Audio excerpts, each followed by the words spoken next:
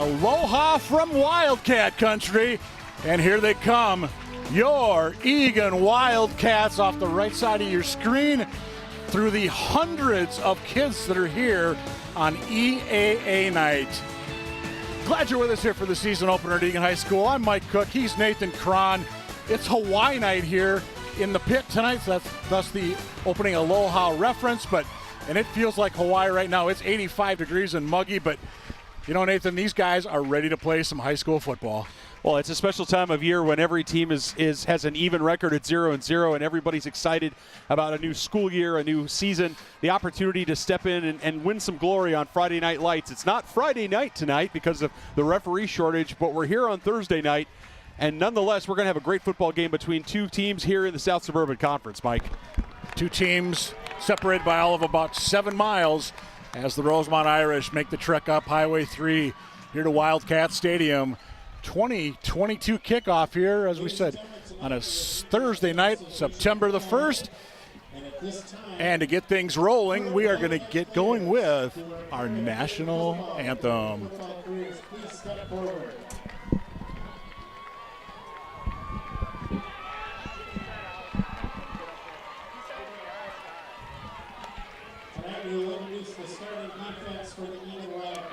Actually, we're going to meet the starters before we do the anthem.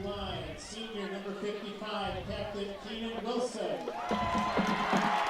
There's a name we're going to call a lot this year. Jack Henson. Ditto. Defensive line sophomore number 57, Cole Will. Linebacker, senior number 28, Captain Jerry Tella. Linebacker, junior number 54, Carter Will. Linebacker, senior number 52, Josh Laren. Linebacker, senior number 22, Captain Sam Iacker. Quarterback, senior number 3, Caden Tomsager. Quarterback, senior number 19, Mason Gugino. The free safety, senior number 24, David Rockford. And the strong safety is junior number 26, Jack Kruger. The head coach of the Eagan Wildcats is Nick Johnson. Ladies and gentlemen, your Eagan Wildcats.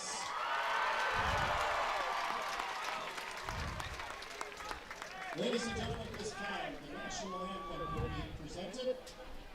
Performing the national anthem this evening will be Elle Eisenberg. She is a senior here at Eagan High School.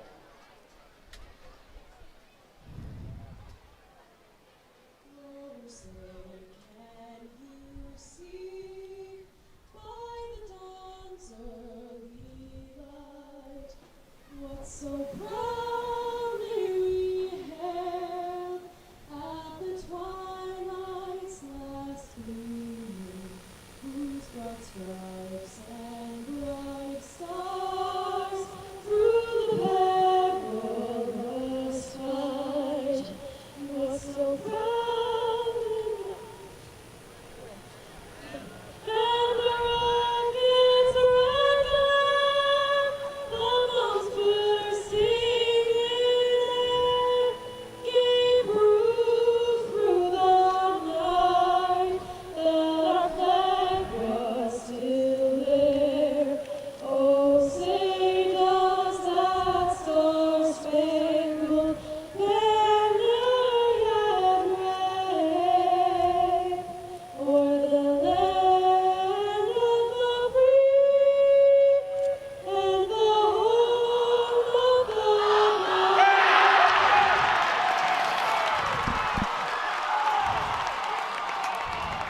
Well, Nathan, I guess the first game jitters aren't just for the players, as our young lady singing the national anthem had a trouble. But again, first game of the year for both the Eagan Wildcats, the Rosemount Irish.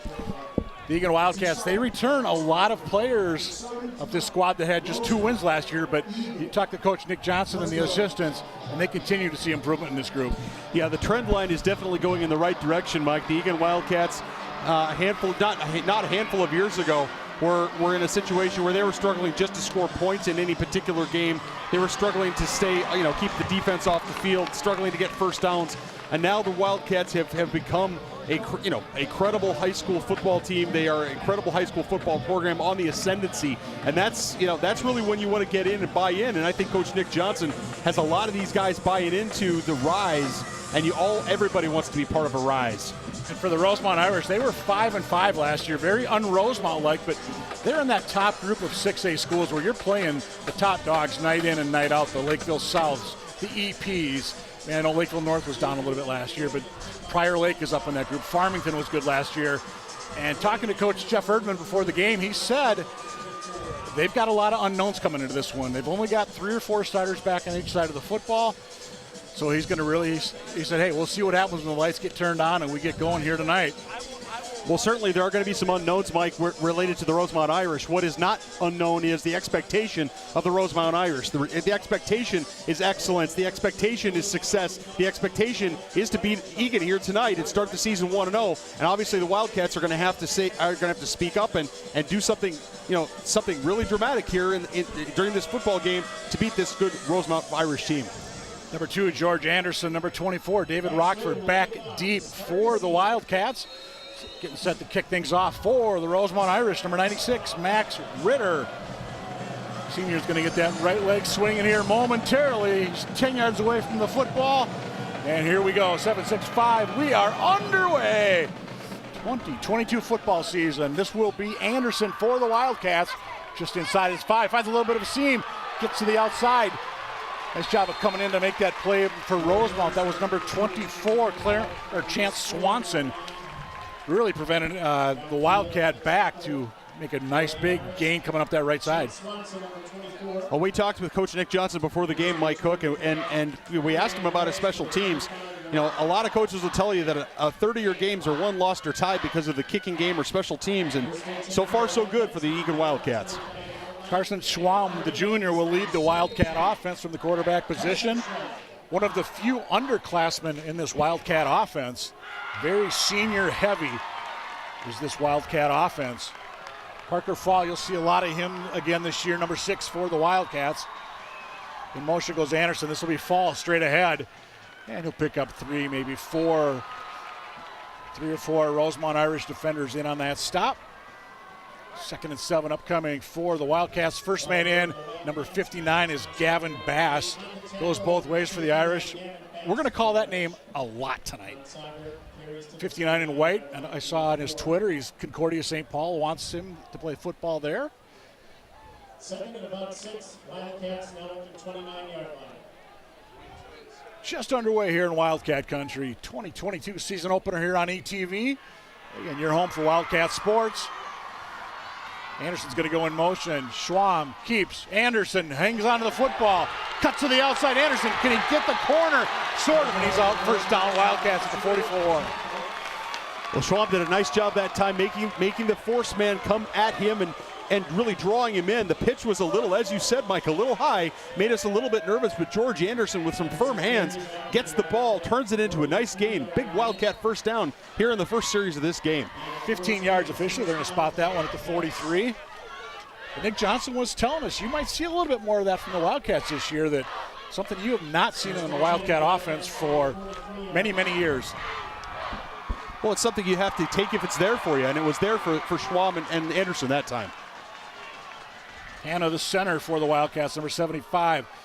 Fall gets maybe 3 hard-fought yards, gets up on the Wildcat logo. Tackled again by a number of the Rosemount Irish. Number 56 was on the bottom of that pile for Rosemount. That's Jackson Dahlheimer, senior linebacker, after a 2-yard pickup there by Fall. For the Wildcats on offense, grinding this out and getting chunks of yardage like 3-4 yards every time they run the ball is going to be essential. It's when the Wildcats go negative yardage or get stopped with no gain, that's when the Wildcats get into trouble. So far, so good for the Wildcats. 75, Javon Hanna, 6'2", 275 is your center. This is Brooklyn Evans, the sophomore, his first carry of the season. Just 1 yard that time, and NJ said they were going to have some plays specifically designed for Brooklyn. And Brooklyn comes in. He's a tremendous athlete. A lot of good things we've heard about this kid coming up through the ranks. Getting his first shot on the Eagan varsity. 3rd and 6 upcoming for the Cats. First third down try of the night for the home team. That's Peter McGivern wide to the left. I believe that's Anderson in the slot. Schwam, you would think, is going to go to the air. Instead, Schwam is actually going to keep it. Gets to the outside. Oh, nice job by the Rosemount player. That was 24, Swanson, that came up. Really disrupted that play and was able to limit Schwam to virtually no gain. Well, it's the second time we've called Swanson's name here tonight. That was an excellent job by Chance Swanson, coming in from his outside position, keeping outside containment, his outside shoulder free, and really disrupting Schwab. If he doesn't do that, or if he doesn't do it effectively, Schwab gets that first down. He gets to the corner and he gets the first down with his speed. Yep. Caden Tonsauger, the Wildcat punter, number 3, just off the left of your screen. Back deep for the Rosemount Irish, I believe, is Swanson, who we've already mentioned 3 times tonight. Number 24. Tonsauger, he'll let this one fly from about his own 31, little end over end. Swanson lets that go. Favorable roll for the Wildcats inside the 15. Will it get to the 10? Just about. Rosemount's going to start at their own 11-yard line for the first offensive series of Jeff Erdman's Rosemount Irish. And Jeff told me before the game, Rosemount's had a couple of quarterbacks they're looking at this year, and he wouldn't tell me who the starter is, but he said expect to see a couple of them getting reps out there tonight. And it looks like Landon Danner is going to be the first man out, number 5 in white for the Irish.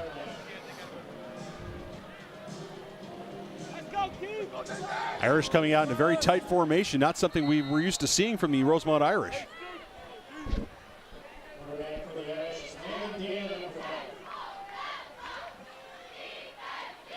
Noah Lindsay, the big center for Rosemount. Here's number 19, Thompson, the ball carrier. That's Jack Thompson. Keeps going. Nice second, third, fourth effort. That's going to be close to a Rosemount Irish first down. There's the Eagan defense decided to go tackle optional. Well, it was tackle optional. They were trying to make the tackle. They weren't being very effective. I mean, that's a situation where he's a big, strong back. If you try to tackle his shoulder pads, you're not going to get very far. You've got to wrap up around that waist and use your body weight to drag the runner to the ground.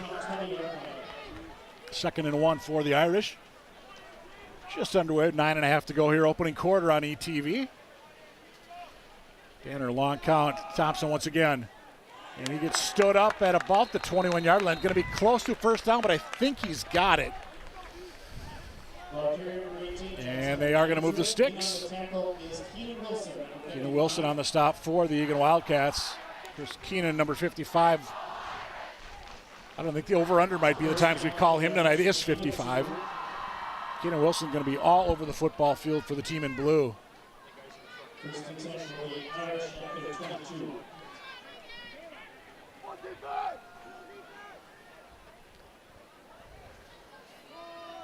Thompson once again gobbled up that time as he tries to go down that right side, but again stays on his feet, powers his way out near the 30-yard line.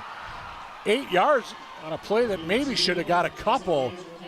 Number of Wildcats just hopped on for the ride right there. And again, I like what I've seen out of Thompson in 3 carries, picked up 19 yards. Yeah, it's excellent effort by Thompson. Poor tackling by the Wildcats. Look, first guy in for the Wildcats, slow his momentum. Second and third guy in, you've got to wrap up those legs and wrap up that waist. Now they're making noise down in the pit below us. Huge turnout by the Eagan student section tonight. And we're going to keep this time. Quarterback around the right side, first down and more. Out near the 40-yard line is Landon Danner. Well, that's what happens, Mike. That's what happens, Mike Cook. You know, big gain for a first down here for the Irish is you hand it to Thompson 3 or 4 times. You get the linebackers looking there, and all of a sudden Danner keeps it, goes around end, and he was tackled from behind. If he hadn't been tackled from behind on a great hustle play by, and forgive me, I did not get the number. That might have gone for even more yards. Absolutely. Very nice call by the offensive staff for the Rosemount Irish. Danner with a fresh set of downs up at the 39. Thompson straight ahead. He gets upended at the 43-yard line by number 57. Another name we're going to call a lot this year, the sophomore Cole Will on the stop. Well, Cole Will saying, okay, this is how we're going to tackle Thompson. It's not going to be around his shoulders, and that's exactly what you have to do. Unfortunate for the Wildcats is that Thompson's already 5 yards down the field, but nonetheless, it was not a situation where the first man did not make the tackle. Cole Will, they've got him listed as the nose guard on this defensive alignment. I see Jack Hansen is in there right now at the right end, number 83. Keenan Wilson in there as well, 55 up front. Cats stacking the line defensively. First carry this time for number 10 of the Rosemount Irish, and he gets out a couple of yards. That's Jake Schimmel. Expect to see a lot of him this year. Will Priest is also expected to carry the ball a lot for Rosemount this year. Irish are still on schedule. It's third down and short. This is where they want to be, especially in that T formation. Again, that's something that is relatively new. We haven't seen that from the Rosemount Irish this year, or excuse me, in history, or at least historically we haven't. So we'll see. They're going to keep that. They're going to give it to Thompson. I mean, this is, it's pretty obvious where they're going to go with this, or Danner's going to go around the end again. But they're going to keep running it right at these Wildcats until the Wildcats can stop it. Absolutely. Approaching the halfway point of a scoreless opening quarter on ETV. And is it going to be a first down? I believe it will be on that extra effort again that time by Schimmel. Going to be out at midfield for the Rosemount Irish. Pickup of about 3, but more importantly, the third first down of this drive that started back at the Irish 11. Irish certainly driving, with that T formation. We are going to have an officials timeout on the field. I believe it is given how hot it is out here, even though there is a breeze, given the heat and the humidity, the officials have signaled that we are going to have a quick water break about midway through each quarter, and that's where we're at right now. So that's a good thing here for these Wildcats. Gives them a chance to slow the momentum down. For the Irish, you want to keep running as many plays as you can because you're driving these guys back. Right now, the Irish have gone about 40 yards on this drive.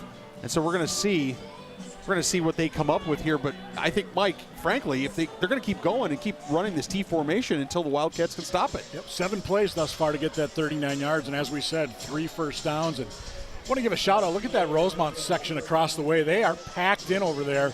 Huge turnout by the Irish student section as well. Also, Hawaiian Night was their theme for this contest. Good to see them all coming out here. And for these students, they've been in class for, about a day and a half now, and 2 days if you're a freshman. As day one is just freshmen for half a day, and then everybody else comes in. From midfield come the Rosemount Irish. And going to another quarterback keeper on the right side. Minimal pickup that time by the quarterback, Danner. Pickup, actually he's going to get about 5 as he scooted up to near the 45-yard line.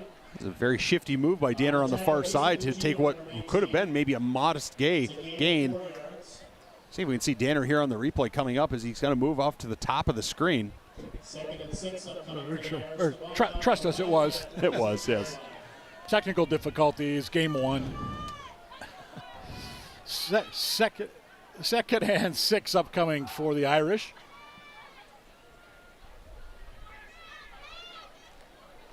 That was straight up. Oh, actually, they're going to send Thompson around. No, it was straight ahead. I thought touchdown Irish. 46 yards, Will Priest. 46 yards, touchdown, Rosemount Irish. 9 plays, 89 yards that drive for the Rosemount Irish, who take a 6-0 lead here in Wildcat country. A lot of credit to Priest in the offensive line. It looked a little ugly, frankly, as the guard was coming over. It looked a little ugly, but the reality of it is that Priest was, I wouldn't say untouched, but the Wildcats were, I think, confused as to where that ball was, and by the time they figured it out, Priest was already taking it to the house. PAT attempt up. It is good. Max Ritter, his first points as the Irish kicker. 4:56 to go, opening quarter. It's the Rosemount Irish 7 and the Eagan Wildcats nothing. We said 9 plays, 89 yards that drive for the Irish. Not a time to pan. Oh, forgive me, Mike. I think we're going to say the same thing. Now let's see how the Wildcats bounce back. We had talked to NJ about, hey, what happens if you get down early? You know, you've got a team that they've played a lot of varsity football. You know, what is this going to show? You go down early to a team like Rosemount, and his answer was really nice. He talked about the great leadership among the 6 captains of this team. How they've been able to really kind of keep this team together. So let's see if that can continue here as the Cats trail 7-0 early in this one. You knew that Rosemount was getting on the board. You knew that they'd punch it in at some point. A little, definitely not what you want to see in terms of big plays. I think, making Rosemount go 90 yards every time is going to be a good thing. But the reality of it is that a big play tends to flip that momentum. Now it's up to the Eagan Wildcats to answer with another big play. And again, back deep for the Wildcats. Number 2, George Anderson. 24, David Rockford. As the shadows continue to creep across the turf field here at Eagan High School. A little pooch kick. This worked very well last year down at Rosemount. And the Rosemount Irish nearly got that one again, but a good job that time stepping up for the Wildcats was Carter Will, the senior linebacker, to grab that football at the 30. And for those of you that were at that game last year down at Irish Stadium, it was 7-7 midway through the second quarter. And then Alex Lockenmeyer, the Eagan quarterback, got hurt. Kind of put the team in a little bit of a daze. Suddenly it's 28-7 at the half, Rosemount, and, you can warm up the bus at that point. But Rosemount twice converted on plays like that on kickoffs last year down at Irish Stadium. Well, why not try it again? Oh, well, absolutely. And that kind of pooch is a referee's not sure what the delay is. Some sort of call. Not exactly. Yeah, absolutely. Oh, he wants the clock reset. Apparently, I don't think maybe the clock didn't run for the brief period of time on the kickoff that it should have. Hard to tell, but yeah, I think 4 seconds came off the clock. But. All right. Anyway, clock says 4:52. Eagan takes over. Second opportunity of the night on offense for the Wildcats. Straight ahead, Fall. And he, again, gobbled up by about 4 or 5 Rosemount Irish defenders. Number 35 was, I believe, the first man in for Rosemount, Cade Gilbertson. He's a senior running back / linebacker. Good size there by Gilbertson, 35 in white. Well, you'll remember Fall last year in his first varsity carry took it to the house on about a 75-yard touchdown. They're asking a lot of Parker Fall to take it in against a big, stout Irish defense straight up the middle. But if you keep doing it, eventually something's going to pop. And again, Fall just kind of tucks that one. And I'm not sure Hint Schwab, maybe a little miscommunication there, but Fall gets all of 1 yard, falls onto the 35-yard line, setting up 3rd and 5, and that's not a good sign if Fall is up limping a little bit. They're number 6 in blue coming off your screen. Got hurt last year, if I remember correctly, missed a good chunk of the season. So Tate Gage, the sophomore running back, number 25, comes into the game for the Wildcats. On a 3rd and 5 with 3.5 to go. Opening quarter, 7-0 Irish. Schwam, Anderson, 39. He's going to be about a yard shy. Number 6, first man in for the Rosemount Irish, Ty Hansen. And 51 over there, Justin Cave helped finish him off. But 4th and 1 for the Wildcats. Do the Wildcats make a gutsy call right here? Well, they appear to be. They've got the offense on the field. Their kicker is also on the field, but their offense is on the field, so we'll see what they do. But honestly, if you can't get a yard, I don't care who the defense is, but if you can't get a yard against a defense, it's going to be a long night anyway. So I'd say you try it here, or you just try and draw them off, and then you take that timeout when the play clock runs down. Rosemount, Gilbertson up to the line. He's faking coming across. Cats are going to look out. Miscommunication. Schwamp bounces outside. Sean Jackson for the Irish drops Schwam at about the 34. That play did not work well for the Eagan Wildcats. A little miscommunication, I think, again in the backfield. Hard to tell if it was a miscommunication or if it was poor maybe some poor execution. Also, give credit to Rosemount. I mean, look, you know what's coming, right? You know they're going to run it between the tackles. It could be Schwamm, it could be the fullback. You don't know who it's going to be, but you know they're going to come straight at you, likely. And that time, the credit to the Irish defensive line. They had good pressure and good push. Out of the pistol for the Irish. And they will keep this one on the ground. Cutting to the outside. Here's Priest. He went to the house last time and gets inside the 30 this time. Does stay in bounds. 28 over there for the Wildcats. Jerry Tella in on the stop, among others. Tella's one of those guys who I was told has had a very good camp for the Wildcats this year. Tella kind of a special teams guy last year, and I mean, we call his name a lot on those kind of plays, but definitely stepped up so far this year, according to the coaches. 2nd and 5 for the Irish from the Wildcat 29-yard line. 2 minutes to go, opening quarter.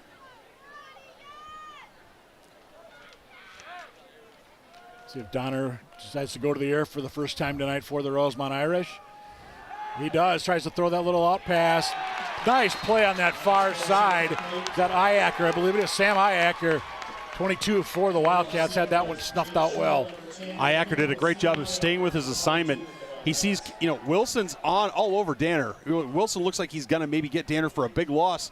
Danner wisely, smartly, athletically makes a great play to get that ball out of his hands and to give the running back a chance. But Iacker was not, he wasn't fooled. He wasn't going to give up on that play. He was going to maintain his responsibility. Nicely done that time by Sam Iacker.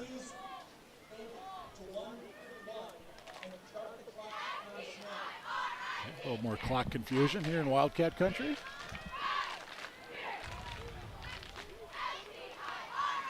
Again, first game for everybody. Something new this year here in Wildcat country is they've got the officials mic'd up. There we go. Now 1:31 is now on the clock. 3rd and 5 for the Rosemount Irish on the 29 of Eagan.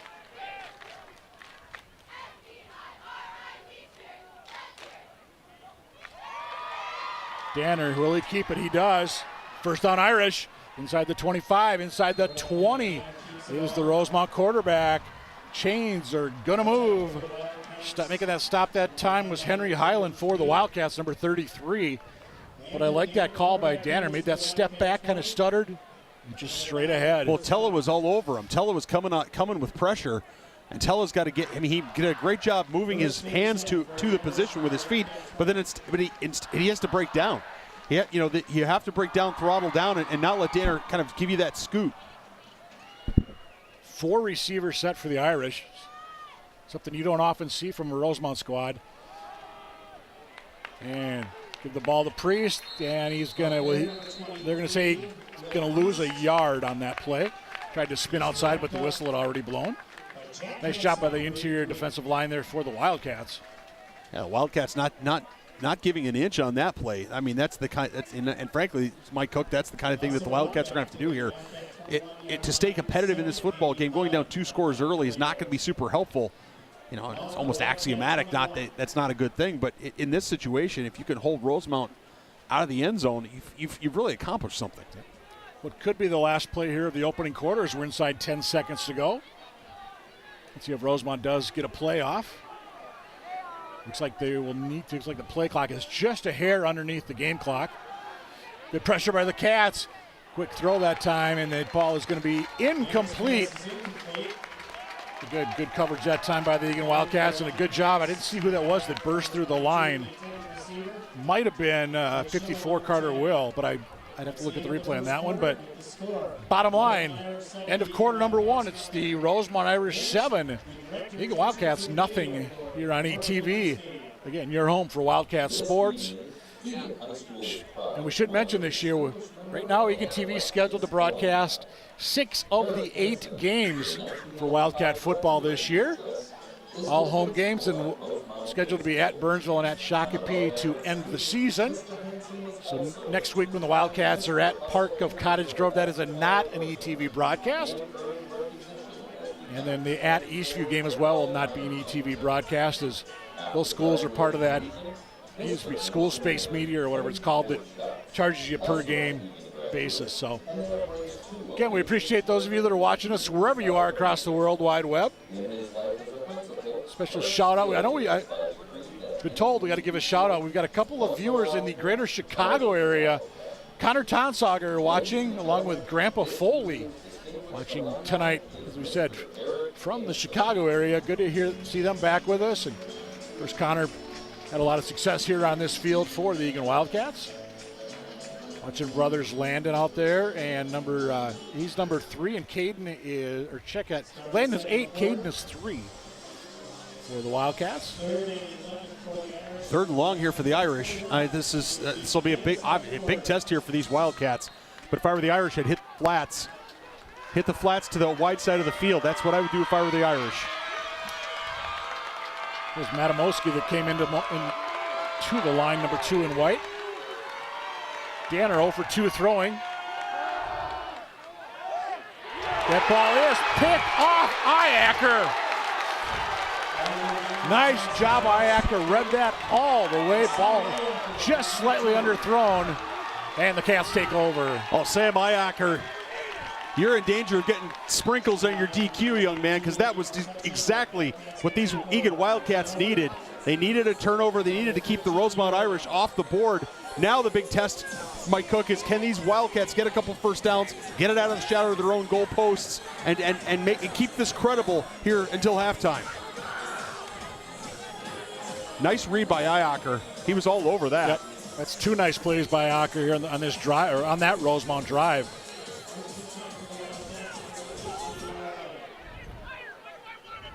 Schwamm's still in. Yep, Schwamm is in there, quarterback for the Wildcats, number 17. Said we got to be careful. They've had Brooklyn Evans in there on a couple of plays. Here's Gage in motion. He comes ahead. Here's Schwamm with the football, and he'll get gobbled up by a number of players. Will Perutka in there for Rosemount. But yeah, you got to hang on to that football. Well, I think Schwamm snap. I think Schwamm dropped the snap. I don't think we're going to get a replay on it, refund or replay.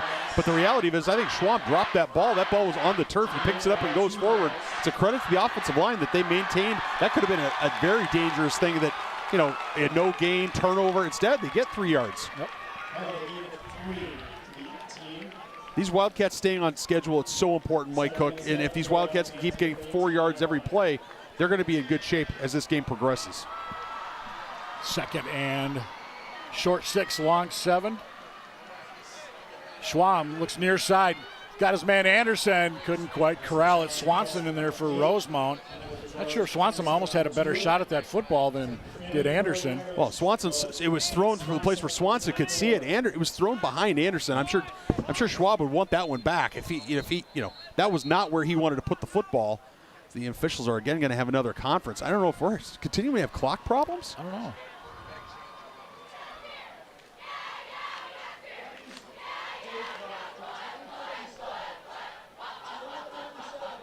Yeah, the play clock needs to be reset to 25. They've got it at 26. All right. So we have to reset the play clock. Yep. All right. 10:57 to go in the opening half. Still 7-0 Rosemount. On a hot, humid Thursday evening here in Wildcat Country, Labor Day weekend. School's kind of starting, Kind of a soft opening for yes. Schwamm to throw again. Schwamm, nice going up and getting it. Is that Anderson far side? It was actually McGivern, number 7, not 2. Nice job by Peter McGivern, the senior, to get up and grab that one. Well, McGivern's been biding his time. In prior iterations of this Wildcat offense, the pass has not always been the favored child. But in this case, McGivern doing a nice job of running his route, and credit, real credit to, to the quarterback, to Schwamm, to get it there on rhythm and on time. Schwamm keeps. Again, it looks like there might have been some confusion in that backfield. But again, the Cats get 5 out of it nonetheless. Schwamm plows his way ahead. Gilbertson in there, or check that Bass in there for the Irish. Yeah, I got to tell you, if he had given it, I think if he had given it to the dive back would have maybe had 5 yards on his own. That was a very odd kind of sequence, but I guess you can always have a play where you fake the dive, you stutter, and then follow the dive back in, which is what Schwab did. Let's have one receiver lined up to the right on second and about 5. That was Brooklyn Evans in at quarterback. And through the hole and up near the first down for the Wildcats. I think that's Fall. That's what I think too. I just wanted to make sure I read the number right. It looks like Fall. Yeah, good to see Fall back out there after tweaking an ankle in the earlier series. Yeah, maybe do a double take because when this drive started, Tate Gage was in there, number 25 at running back. So 3rd and short for the Eagan Wildcats. Big play right here. You got to keep this momentum going if you're Eagan.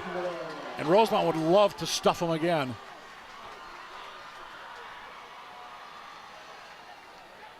They stuffed them. That's Fall. Check that. That's Tonsauger that time, the ball carrier, number 8. Yeah, real credit to Gavin Conway there, number 58 for the Irish. He did a great job of stuffing that in. And to be fair, the defensive line, I could not pick out the number, but somebody on the D line also did a great job of standing Fall up. I think the Wildcats are going to punt this ball. I'm okay with that, given that it's such a close game. Well, and how much is that last 4th and short try in the minds of Nick Johnson and Coach Hendo? And Swanson back deep for the Irish. Tonsauger to kick it away. Caden Tonsauger, that is. And that goes out of bounds. Rosemount should get the ball somewhere around their own 40-yard line as the official keeps going forward, and he stops at about the 42-yard line.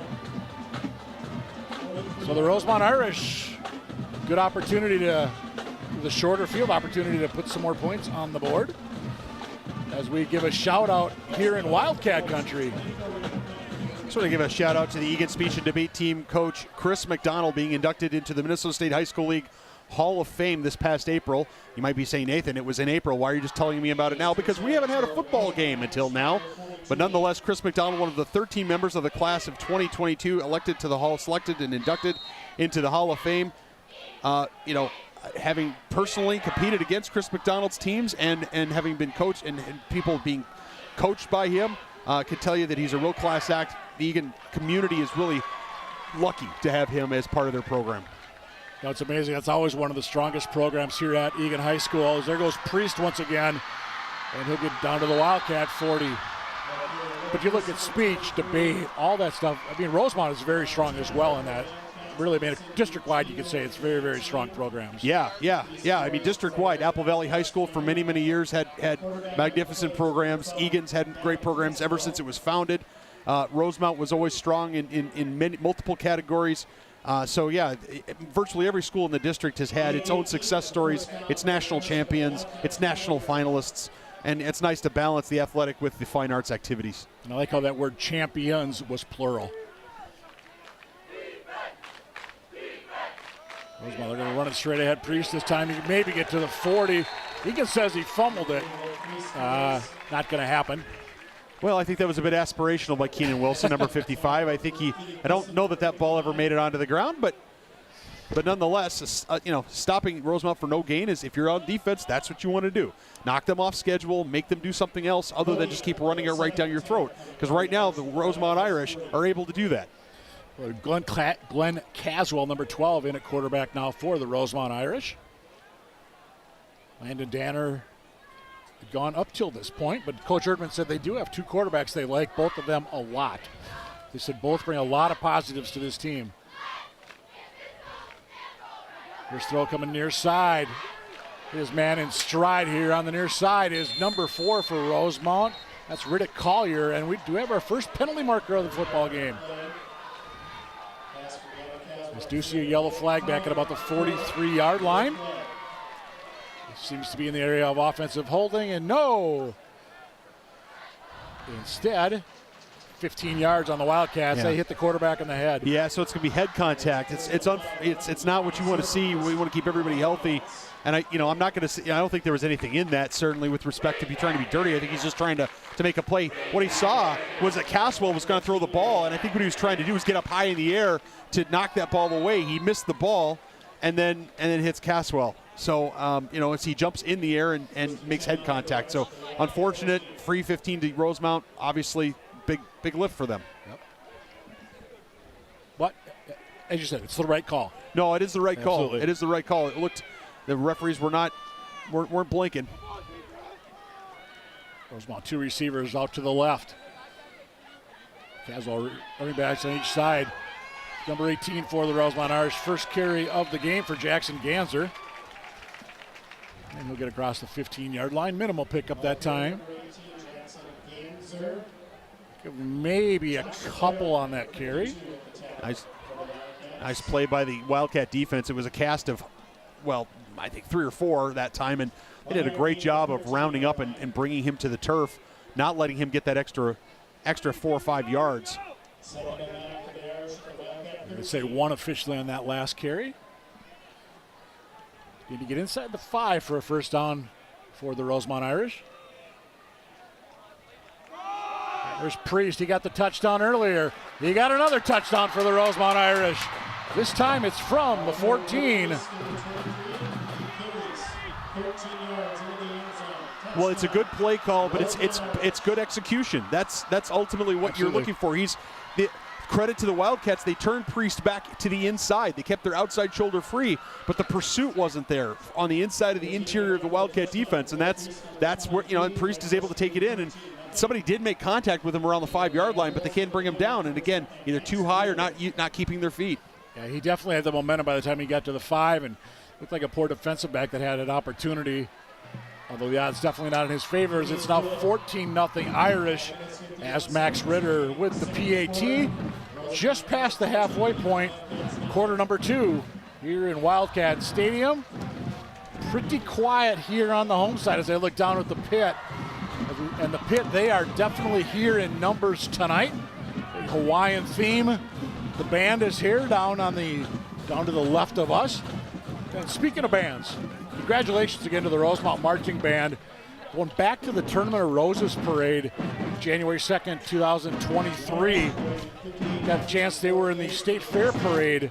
Saw them up there the other day, and they all had Tournament of Roses t-shirts on, and the flags they were carrying all had the roses on them. So nice touch there, but again, congratulations to the Irish Band that they're making a habit of going out either there or they were in the Macy's one, was it a couple of years ago or 3 years ago? Not that long ago, but again, one of the best bands in the state, if not the best, is the Rosemount Irish Marching Band. So Rosemount going to kick off for the 3rd time this evening. This time will be the first. They're going left to right.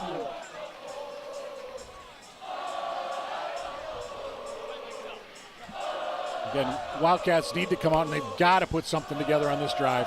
I really, because Rosemount's going to get the ball to start the second half. And, if you were to go 3 and out here, Rosemount goes down and gets one again before the half. Look out. Floodgates may be open. Yeah, this is a situation where Nick Johnson's going to find out a little bit about this football team. Are they the kind of team that's going to fold up and go away, or are they going to give him maximum effort and buckle down here, understanding that, hey, that the game is in the balance? Oh, a little pooch kick for the Irish, and it's going to work. The ball is caught by Ty Hansen. What are they going to say? Win 10 yards. That should be Rosemount football. Yeah, I think it's going to be Rosemount football. One of the Wildcats was bailing out really quick on that to throw a block down the field. I believe it was 42 A.J. Clark lined up on this near side, but not sure what the discussion would be. Are they claiming it has to hit the turf? Does not have to hit the turf. No, I didn't think so either. At least I don't think so. I think we're going to get an explanation.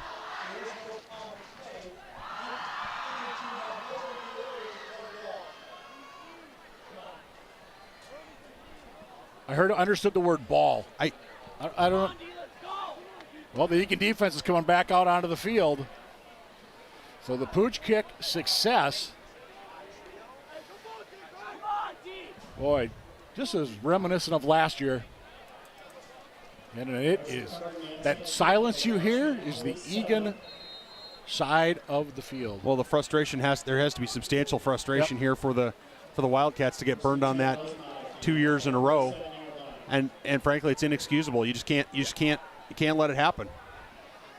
On the Eagan 47 go the Rosemount Irish, up by a 14-0 count. Just under 6 minutes to go. Straight ahead, straight up the middle. Again, tackling, I think the Wildcats will be working on tackling here in the next week of practices. Well, I mean, it's 16-yard pickup that time by number 33, Jermaine Richardson. Well, I mean, tackle. You could. I mean, there's tackling, and there's. I mean, you're again, your feet are moving to the right place, but your hands aren't doing the right thing when you get there, right? I mean, you've got to tackle low. You've got to wrap up. You've got to do those things, and if you don't do those things, then he's going to keep running, and you've got to attack the line of scrimmage, not be catching blockers. You have to be going the full way. You have a player down on the field. I'm not sure, is that that is a Wildcat. Hopefully just a cramp that time. The 26 coming off the field, Jack Kruger.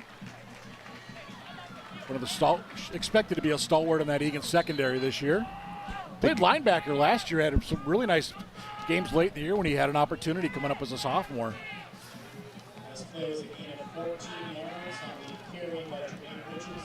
By the way, Eagan plays at Park of Cottage Grove next Friday night. Park currently down 32-7 at Lakeville South. Yeah, I guess the Cougars are pretty good again. Yeah, newsflash: Earth to Houston to Earth. You know, it's the Cougars are pretty good. So, well, Rosemount Irish have looked pretty good on offense too. Nice job that time by the Wildcats, bursting through. That was Will Colwell that time from his defensive line spot. Wrapped up Richardson right away. Nicely done. Absolutely. A loss of 3 on the play. And we got a Rosemount player down. And again, hopefully this is just a case of the cramps and the heat. And well, again, it was 85 degrees, very muggy at kickoff, as it's Mitch Aola down for Rosemount. Well, you certainly hope it's a cramp and that kind of thing. The challenge is with the big guys on the offensive line. Anytime you have a stretch play moving real laterally, what will happen is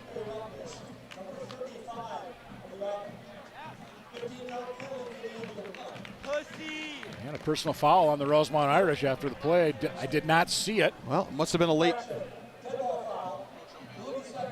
Yeah, so it's a dead ball foul, so it'll be added on after the result of the play. So. To finish the point on the big guys, sometimes when there's a stretch play to one side, you can get your legs get left behind your shoulders and your legs can get landed on. So hopefully it's just a cramp. So it's going to be 2nd and about 23 from midfield for the Irish. And it may be just an aggressive mistake, but it's still a mistake for the Irish to take a penalty like that in this situation. That's definitely not what you want. Not going to make the coaching staff happy. And again, hard to say without seeing the replay exactly what happened, but nonetheless, the Irish find themselves in a pretty big hole. Caswell in at quarterback still for the Irish. Hands off, Richardson. About 5 that time, just keeps the pile moving, picks up about 8 that time. He's going to set up 3rd and let's call it 15 unofficially for the Irish. And if you're Coach Jeff Erdman, let's say you get 7 on this next play, 7 or 8, you go for it, don't you? I think so. Yeah, I think so. I think at this point the Irish are going to make the Wildcats stop them. Now at the same time, that being said, there is a look. Do not snatch defeat from the jaws of victory, right? Right. I mean, don't be crazy here because a big momentum turner here for the Wildcats could flip the game. 3rd and long. They need to get down to about the 22-yard line. Good pressure by Wilson across the middle. Good defensive coverage by number 24 Rockford for the Wildcats. Oh, I love how David. That was textbook. I love how David Rockford came over the top of the receiver, but didn't really make contact with him. Gets a hand on it. Rockford, is a great athlete. He's a hockey player. He's a great athlete. Great contact orientation. But that was a fantastic defensive play to knock that down. Good pressure by the Wildcats also. I mean, the Rosemount backfield had a lot of blue in it. Yep, Keenan Wilson got through there on that left side. And they're going for it on 4th and very long. Do they pooch kick it? Yep. Yeah, Cats had nobody back deep. Favorable roll for the Irish. Ball's going to be downed at about the 2-yard line. That was a very, very nice job by the Rosemount Irish. No, very smart, very smart. They saw that the Eagan safety was back, but then he came up when they lined up in. The quick kick worked, and credit to the Irish. Right now they're playing. They're on special teams. They're playing 3D chess, Mike. I mean, the Irish are playing 3D chess on special teams with the pooch kicks and that quick kick. And the Wildcats are going to have to adjust. And if they don't adjust, they're going to have a really hard time climbing back into the football game. Yeah. Special teams has been a difference, one of differences thus far. Now the Cats got to make sure they stay out of their end zone. Brooklyn Evans in at quarterback. He wisely just hands it off just a little bit over that right side. So see who the ball carrier was for the Wildcats. I'm assuming it was either Fall or Tonsager. And it was Tonsager that time. Got out to about the 5-yard line. Yeah, critical here that the Wildcats get a first down as that clock runs just inside 3.5 minutes. If they fail to get a first down, Rosemount will start calling timeouts, and they'll make the Wildcats punt it back to them. Yeah, I think if you're Rosemount, you may be thinking timeout here on this next play if Eagan does very little. We're down to 3:18 to go and counting. And Carson Schwam, your quarterback for the Wildcats. Schwam keeps, and he'll get out near the 11-yard line. Ankle tackle that time by Swanson. Peroutka in there as well for the Rosemount Irish. It's going to be 3rd and short coming for the Eagan Wildcats. That ball spotted at the 11-yard line. Unlucky for Schwam, he wasn't able to fall forward there. Right. Because I signaled first down here in the booth thinking, I thought he was going to get that first down. But no, credit to the Irish stopping him and forcing a 3rd and short. Yep. And much to your dismay, that ball was correctly spotted. Yes. 3rd and short for the Cats. Big play right here, just straight ahead. Kind of a quick snap that time. Cats say they have it. What do the officials say? I think the officials are going to agree, Mike. I think they're going to make it by about half a yard, judging by the official on the far side. Yeah, the clock is stopping because the sticks are moving. There they go, and I believe they just followed straight up the middle. With Hannah was the big man to lead, number 75. Should mention the front of that line for the Wildcats is 60, Jack Gilbertson. 71 is Adrian Moses. Keenan Wilson, 55, and of course 66, George Esser. As a fresh set of downs upcoming for the Wildcats. Center Javon Hanna with a nice play on that sneak.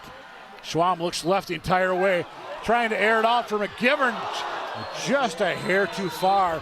Double coverage that time for the Rosemount Irish was number 6, Ty Hansen, and number 24, Chance Swanson. That would have been a remarkable catch by McGivern, and yet he got a hand on it. No, there was excellent coverage that time, I thought, by the Rosemount defensive backfield. I mean, they had him inside and out and over the top, and so. But at the same time, McGivern's he's tall, and if somehow that ball had hung up a little more, and if McGivern had been able to get his feet under him, maybe he would have had a chance at that. Nonetheless, still a nice touch by Schwam on that play. 2nd and 10, Eagan. Schwam, look out.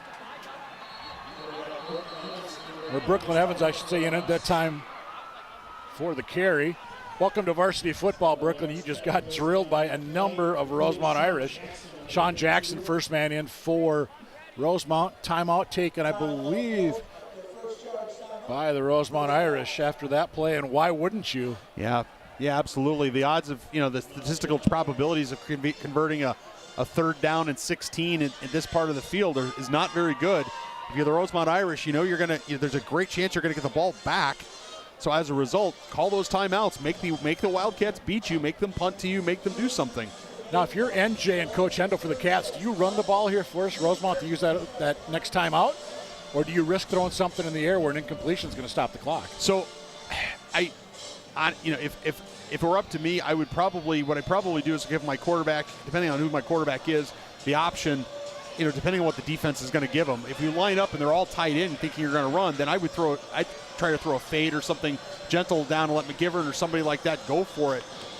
Maybe Nicholas Essler, 83, maybe somebody like that somebody go for it. At the same time, I wouldn't be, do the statistical thing down here, run the ball. Delayed handoff near side. Anderson staying at home that time wisely for the Rosemount Irish. I believe that's Swanson once again. It is. That young man's had himself a nice first half. And should be punt time again, as I believe Rosemount took another timeout. Wisely took another timeout. Yeah, it's smart. It's absolutely smart. Now the trick is going to be that the Wildcats now have to execute in the punt game. Exactly. They need to get a decent punt, decent coverage. Now again, if I'm Rosemount, to be honest with you, I might line up for the block here. I would. The last couple of punts that the Rosemount Irish have defended, they've set up for a return. There've been a little bit of nominal pressure to make sure the snap is good, but the snap has been reasonable, and the punts have gotten up. If I was the Irish, I might line up all 10 guys here and bring everybody and see if I can catch someone, because the worst thing that happens is I give Eagan 15 yards and a first down inside their own 30-yard line. Connor Strope, the long snapper, by the way, for the Wildcats right here. But the Wildcats are punting from their own end zone. Right. So, I mean, even if you commit a roughing the kicker penalty, you're still ahead 14. You got the ball first in the second half. I might bring everybody here. Bring the house. But you're putting pressure on that front line for the Wildcats, too. When you got to have a good snap, which you got. Got the kick away. That ball was actually, I believe, tipped. That might have been partially blocked on the way in. I think it was. And Rosemount's going to get the ball inside the Wildcat 20. I think it was tipped on the way in. We're not going to have, unfortunately, folks, we don't have a replay for you, but that was exactly what, for the Rosemount Irish, what I would have done if I was the Rosemount Irish is bring the house, and they brought 8 or 9 guys. They weren't interested in holding up waiting for a return. I heard there were some drives like that at the Eagan golf outing in late July. Right off the tee, kind of that little duck hook, just like that. I wouldn't know anything about that. I heard stories. Good time was had by all, though. I did hear that. 126. Can Rosemount increase their 14-0 lead? Donner back in, keeps, spins, keeps, and he is into the end zone. 15 yards. That was too easy. Yeah, it was way too easy. I mean, there can't be, look, the Rosemount Irish overloaded one side. They did. They overloaded one side, and the interior of the Wildcat defense didn't flow to where Danner was going. They kept the outside containment. That's step number 1. But step number 2 is somebody from the inside is going to come flooding out, and they didn't do it that time. Danner to hold for the PAT attempt by Max Ritter. His be his 3rd attempt of the half. He's 2 for 2 thus far. And I believe he is 3 for 3. Officials agree. So with $1:20 to go in the half, it's the Rosemount Irish 21, Eagan Wildcats 0. Speaking of 0, how's Eagan soccer doing this year? Well, the boys and girls programs graduated a lot of seniors last year, and so they're still coming kind of rounding into form. I think it's fair that both Coach Ekstrom and Coach Boutoulia, Coach Ekstrom on the girls' side, Coach Boutoulia on the boys' side, are still figuring out exactly what they have in front of them. They've got some good talent, but they're also introducing 2 new systems of play, and that's generally a situation where there's going to be some growing pains. And right now, the Eagan High School boys tonight playing at White Bear Lake lost, my press secretary tells me, at a score of 2-0. And the girls right now are down 3-0, which is a very unusual place for them to be in, given that they just scored 8 goals against Bloomington Jefferson here at Wildcat Stadium here on Tuesday night. And so they will have a game tonight, and then we'll see what happens. And of course, much like this game tonight, if you want to watch a replay of those games, check out the YouTube channel for Eagan TV. I know you know something about those games. Yeah, we've met. The pooch kick that time. Wisely hung on to that time by the Wildcats. I like that also. It's smart. It's smart to do it that way. And I want to give, you got to give credit to Carter Will for doing that. But I mean, calling for a fair catch that way makes a lot of sense, because I can't tell you how many times when you make an early call for a fair catch and you take steps to move towards the ball, the other team doesn't know you've made for a fair catch signal. They light you up or they hit you, and all of a sudden not only do you get the ball, but you get another 15 yards. So if you look at the special teams for Rosemount tonight, you've got a pooch kick that they recovered. You got the pooch punt that got down to the 2. before that, look, Cats might have got away with a false. No, there they did catch him off that left side. But you had you got a piece of that last punt for Eagan. Take over at the 15, Diner runs it right in. You had that kickoff earlier that nobody bothered to cover in blue. What did I say? What did I say at the beginning of this game, Mike Cook? What did I say? I said a third of your games are won, lost, or tied because of a kicking game or special teams. Yep. And right now, Rosemount is beating the Wildcats on special teams, completely beating them. Yes. And that's not. You can't win a football game if you're getting beat on special teams like the Wildcats are getting beat. If you think about turnovers tonight, the only one is a Rosemount interception. So it's not like the Cats have lost the ball in terms of fumbles, interceptions. As I say that, a little short run there on first down for the Wildcats. Late flag. Rosemount coaches seem to think it's going to be on the Wildcats. I think they call offsetting penalties. I think the referee's signaling we might have offsetting penalties here. But we'll see. No, the ball's going backwards.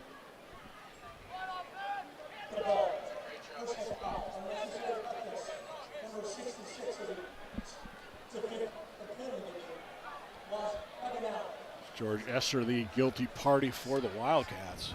Well, a little bit of frustration certainly creeping into that blue huddle. I can certainly appreciate and understand that, but you know, as an offensive lineman, you have to know that you're making your life harder by going down that road. Now, what happened? That was a classic case, though, of a Rosemount player, getting in the first shot, and then Esser retaliating. And of course, the referees usually get the guy who retaliates. Absolutely, they get the second man, and so that's what happens. It happens in hockey, it happens in soccer, it happens in football, every sport. And so the Wildcats have just got to be smarter about that. Absolutely.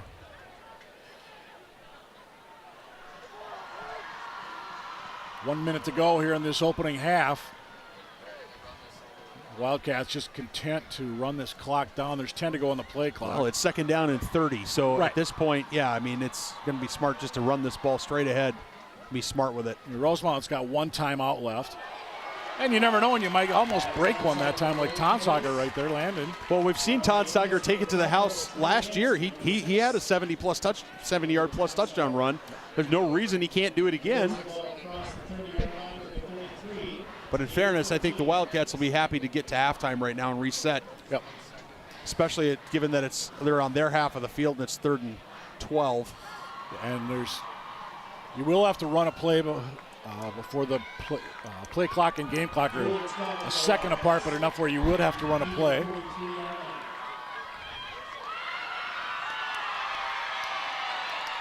Cats don't act like they think they need to run one.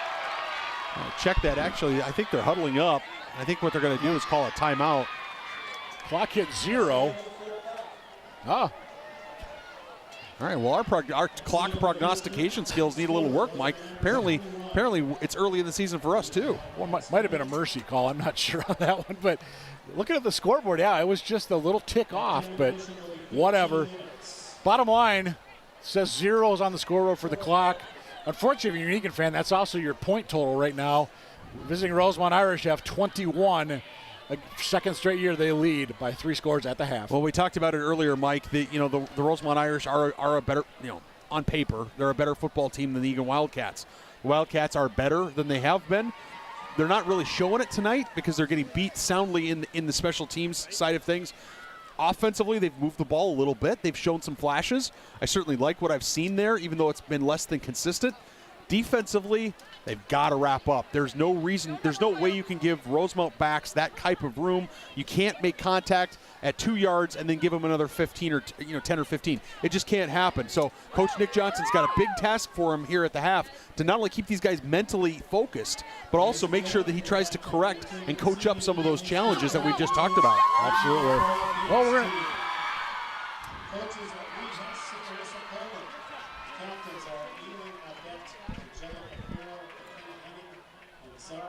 All right, as we get set for the halftime entertainment here in Wildcat Country, it's the Wildcat dance team. Again, Wildcats football down 21-0 to the Irish, but let's enjoy the dance team.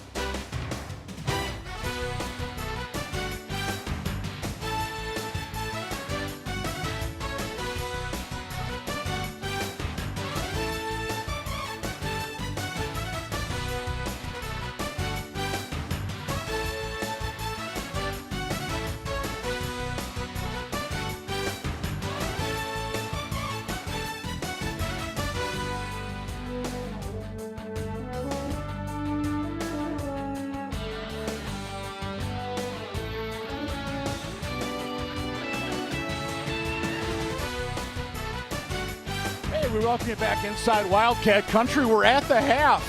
It's the Rosemount Irish 21 and the Eagan Wildcats nothing. Again, my name is Mike Cook. Happy to be joined by Nathan Cron on what is a packed Wildcat Stadium tonight. Unfortunately for the home team, there hasn't been much of anything to cheer about. The Cats have struggled to get things going offensively, and as we mentioned just before the half, special teams have really played a big role for Rosemount tonight. Well, the special teams of the Rosemount Irish have been absolutely superlative. I mean, you start running out of things you can say about them in terms of their efficacy and their design. It's up to the Wildcats, though, to play. It's up to them to counter what the Rosemount Irish are doing. And as you said, Mike Cook, last year the Rosemount Irish took advantage of the Wildcats down at Rosemount, at District Stadium down in Rosemount, well, a couple of times with those pooch kicks and other special teams gems.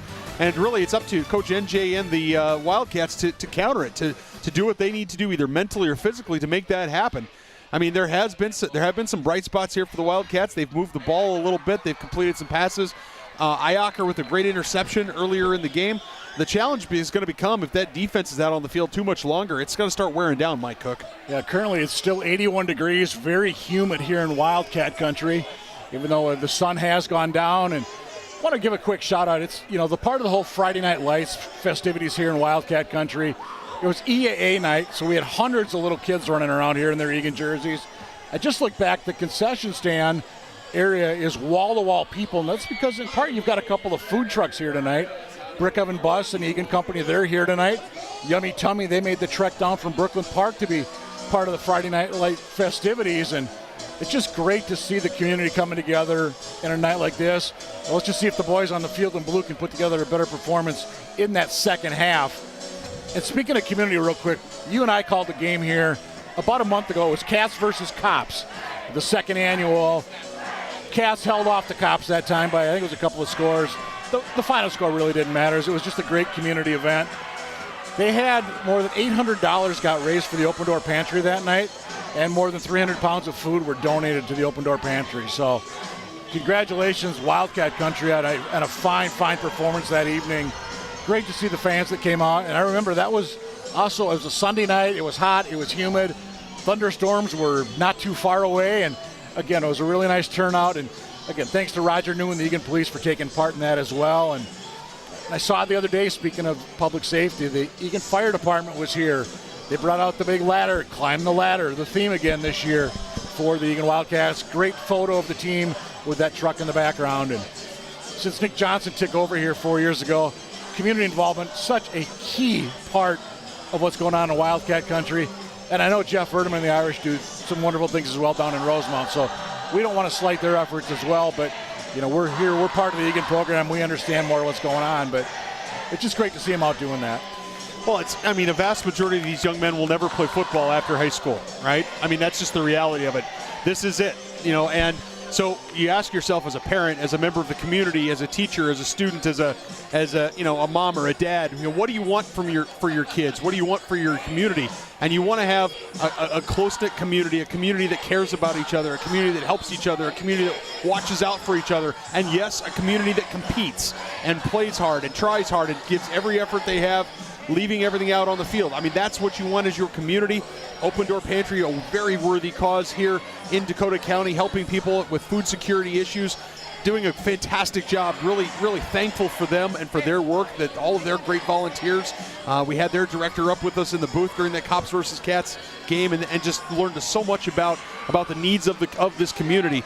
But ultimately, Mike Cook, it's about, it is about community. It's about the people in the stands, the people on the field, the people in the booth up here, you and I and everybody, our award-winning ETV crew. And that's why we're here. It's not because we're showcasing the next great professional football players, or because it's all about the verdict of the scoreboard. It's about so much more than that. Absolutely. And I think it was Melissa, I believe her name was, with Open Door, and again, they're here for the community, and they're in that little strip mall that's above the outlet mall, kind of by just over, I can't remember the name of the liquor store. It's been there forever, though. Big Top. Yeah, corner of Bodie Rue and Ron. Yep. Just a little area behind that, the Open Door Pantry. No questions asked. They're always looking for volunteers. Just they want to help out in the community. Rosemount to receive a kickoff for the first time this evening. And Eagan's going to try that little pooch kick thing as well. Rosemount wisely covers that football. And they're going to start across their own 35-yard line, up by a 21-0 count. By the way, I just saw a score update. Eagan is at Park Cottage Grove on Friday the 9th. That's the next game for the Wildcats. Wolfpack down at the half at Lakeville South, 49-7. Yeah, I don't think there's going to be much. I think the odds of a comeback are pretty small there. I mean, all credit to the Wolfpack for playing the game, but that's a tall assignment in your first game coming out, against a team like Lakeville South. And Rosemount, they also play a team in green and white next week. They've got the Edina Hornets coming over to Irish Stadium. That'll be the home opener for Rosemount. So I'm sure they'll be packing the stands for that one. Hornets and the Irish. Here come the Irish. They're going to run it on the left, kind of the left center, across the 40-yard line. Pickup of maybe a couple that time. Trying to see who the ball carrier was in there. Ganser. Yep, number 18. Yep, second carry of the night for him. We'll call it a 2-yard pickup there as they started back at about their own 38-yard line. Real important for these Wildcats to get off the field relatively quickly. I see a few hands on hips out there for the Wildcats, and it's usually a sign that there's a little bit of fatigue. And this is coming out of the locker room. That's right. That's exactly my point. After you would assume they were loaded up with Gatorade and other kinds of fluids in that locker room. We got a flag on the play. We got a quarterback that just got sacked. So let's see what the hanky's going to be all about. As the Wildcat tackle is taken by number 28, Jerry Tella. But will it count? Was somebody offsides? There's somebody in the neutral zone? I mean, Tilla came across quickly, but that being said, looks like they're waving. Are they going to? Looking at the fit.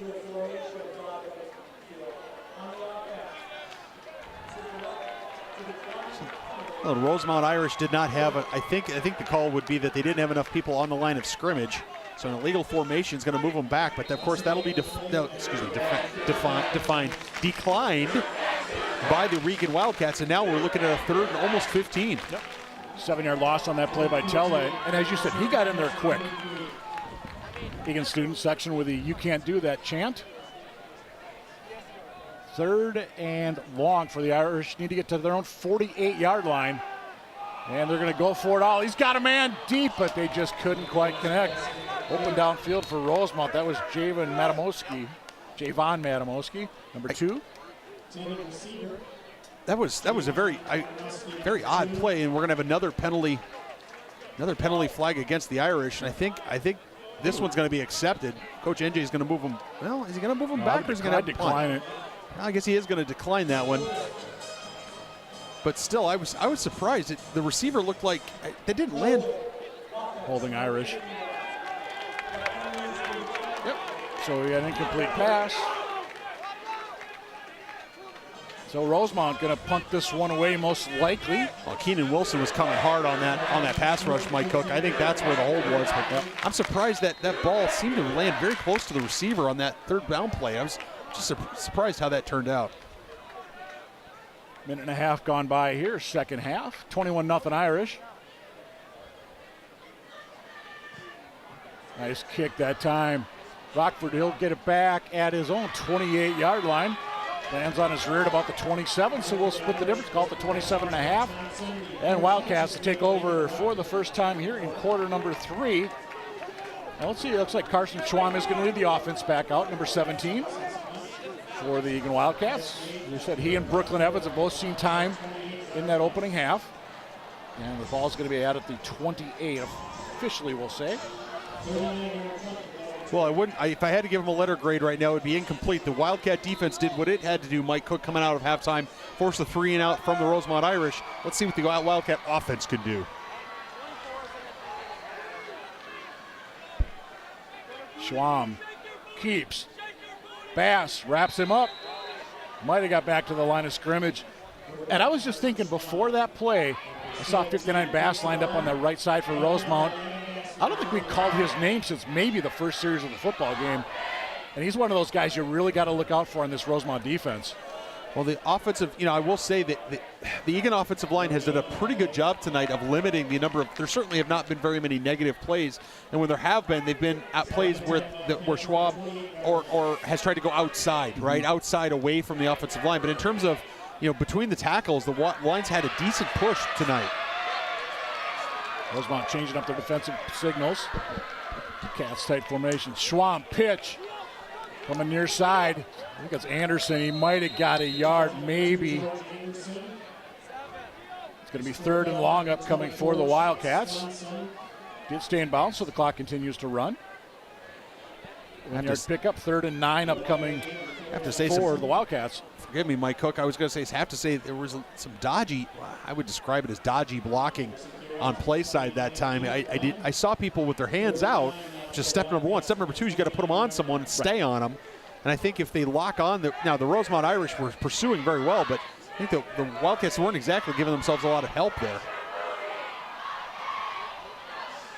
3rd and long, Cats. Gage goes in motion. Gage with the pitch, hangs on. Probably glad he's a baseball player because that was an iffy pitch and he was able to hang on to that football. Bottom line is it's going to be a negative play for the Wildcats. Positive play is the Rosemount defense was all over that play. It was hard to pick it out, but that's another play, Mike Cook, where the blocking just was not there. The pitch was a little high. Fortunately, Gage was able to get it down, and he had a head of steam. He hit him in stride, even though it was high. If there had been better blocking at the point of attack and he had gotten a seam, he might have really made something there.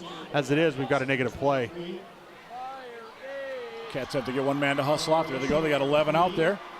Rosemount should get this football in excellent position. Swanson stands back just on this side of midfield, and that's about where he's going to catch this football. Had his team good coverage downfield that time by the Wildcats. Kruger's there to congratulate. That's stroke number, no, who's that? 28 coming across for the Eagan Wildcats. 29, check that. First time we've called that name tonight. This is special teams Owen Ford, the junior D-back. Nice hustle there by Owen. Nice tackle. So Rosemount, again, good field position, just shy of midfield. And we are down to 7:59 to go here, 3rd quarter. Rosemount's got to get one more player out there. Here he comes hustling in. Oh, it's never good when the offensive lineman is hustling onto the field late. That's dirty lashes with a wet noodle. Don't do that, young man. A shot by, went the other way on the quarterback keep, fooled everybody, including us. Danner, 51 yards. I'm going to say it. Good night. Thanks for coming. Well, the Wildcat defense completely fooled on that one. And, everybody bought the fake, and whoever was on the backside outside did not keep their outside shoulder free. He was completely untouched for 51 yards. You cannot do that if you're in the South Suburban Conference. You just can't. You've got to do a better job of getting in the lane, and you've got to do a better job of keeping your outside shoulder free, because that time there was just a magnificent lane. In fact, I think I could have probably scored from 51 yards on that one. Okay. Well, okay, maybe I couldn't, but I probably could have gotten positive yardage because I'm old and heavy. Bad snap. And Rosemount, can they get a 2 out of this nonetheless? Throw the back of the end zone. Unbelievable. Danner finds, I can't tell who caught that football, but you want a play that sums up the night? Right there. I don't know if we have a replay of who caught that. I think it was this kid jogging off here, number 20-something, crossing the 40.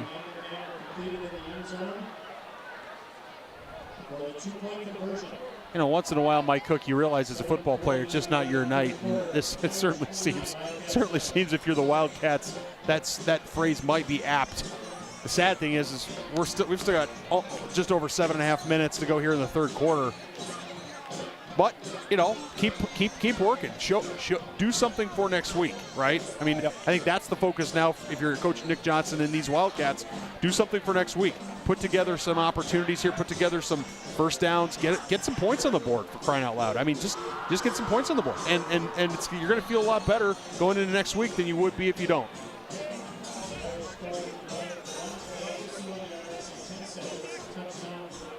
Unofficially, I have the Wildcats with 3 first downs tonight.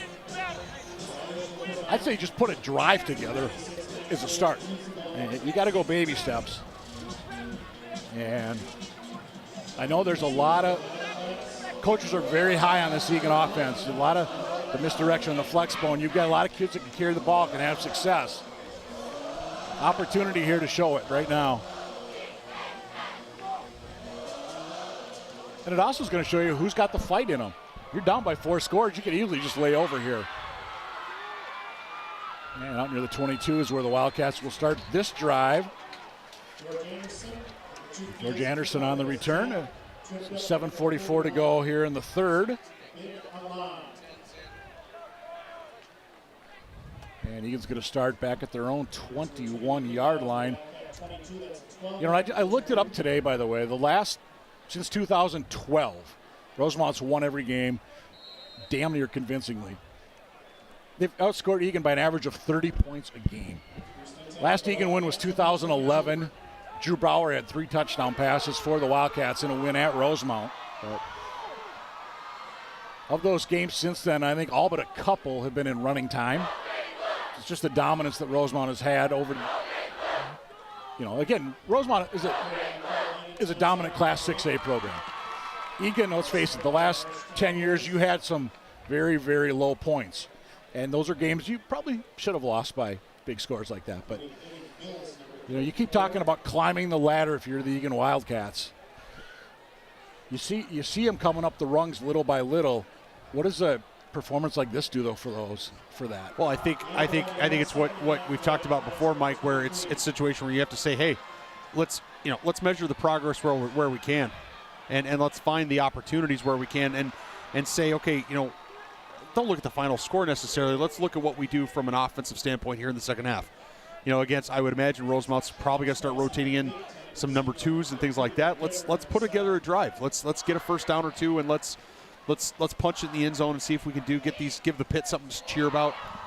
You know, climb the ladder doesn't say climb the ladder fast, right? It says climb the ladder. Correct. Well, one rung might be hard, but you can't climb the rest of the ladder without that rung. So climb the rung, get one more rung. Just get one more. 3rd and 9 for the Wildcats. Schwam looks near side, tries to get a little swing pass out of the backfield and could not connect with Anderson. And a 3-and-out once again for the Eagan Wildcats. So we're down to 6:50 to go here, quarter number 3. 29-0 Irish. Rosemount sure looks like they're going to be on their way to 1-0. Again, they've got Edina at home next week, and then they've got kind of a gauntlet. They've got, I believe it's Lakeville North, followed by EP, and then Lakeville South, Farmington, and Prior Lake. Yeah, that'll test you. We're going to find out from the Rosemount Irish in the next 4 or 5 weeks. You know, are you guys for real or are you not? And you know, the Rosemount Irish are going to, you know, if they win those games, then kudos to them. If not, yeah, maybe they'll have to work a little harder next offseason. Good job by Tonsager to grab the low snap. Short kick. Rosemount's going to take over at about the Eagan 40. You know, it's similar to what we talked about, you know, when we covered, I think we covered the game against Farmington a few years back, where the Farmington team and Farmington football in the press was talking about how, you know, they wanted to be, you know, a big program in South Suburban, and that's great. You can talk all day long, but it's about results on the field. You want to be the big program in South Suburban, you got to beat South, beat North, beat Rosemount, you got to beat these teams, and if you do it, great. You know, you're gonna get the accolades that are properly afforded to you, and if not, you're not going to get it. Absolutely. Yeah, let's take a look. We got some more champions to talk about here. Yeah, absolutely. We want to talk a little bit about some folks who maybe don't always get a lot of press. The Dakota United Hawks won the physically impaired, the PI division of the Adapted State Floor Hockey Tournament in March.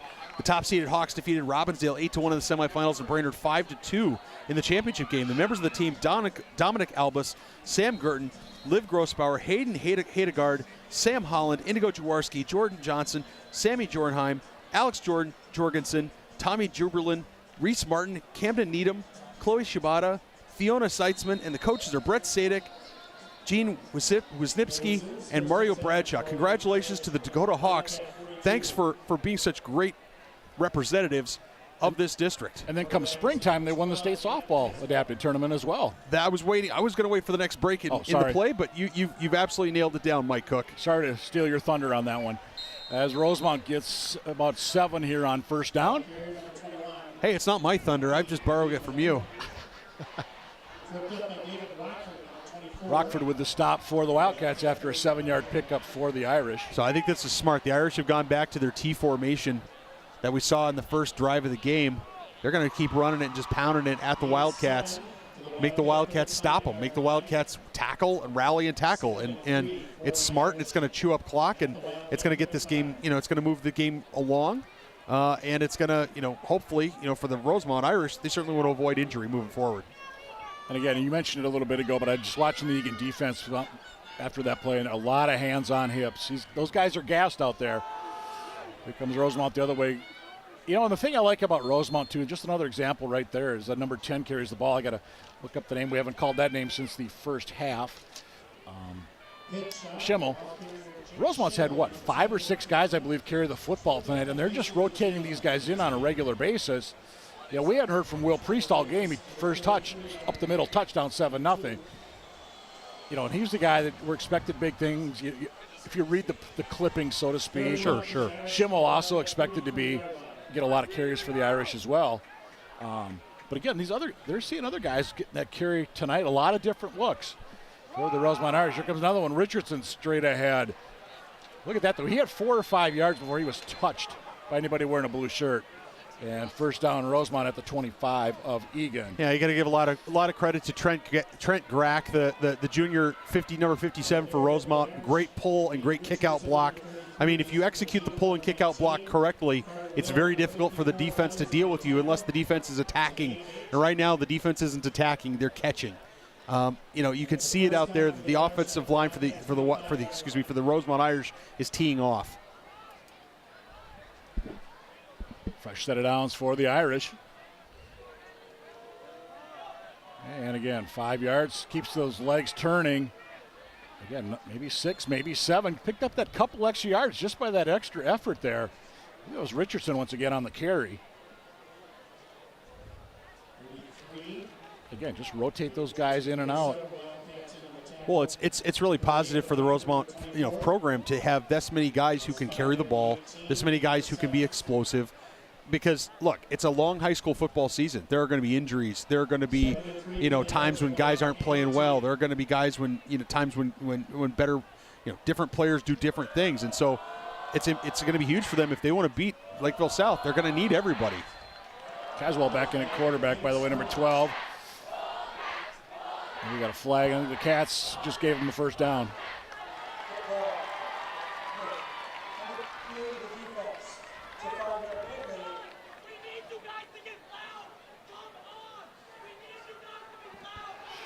Somebody in the crowd has a very upset. First down, the Rosemount Irish. I didn't catch the number, but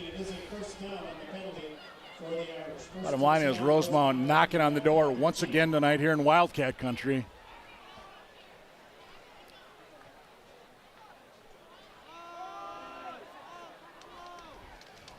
Number 18, the ball carrier, as we go back to our Rosemount roster looking at different guys. That's Ganser. Third carry of the night, I believe, for him. He gets down to about the 7-yard line. And the Cats, they're just slow to get up.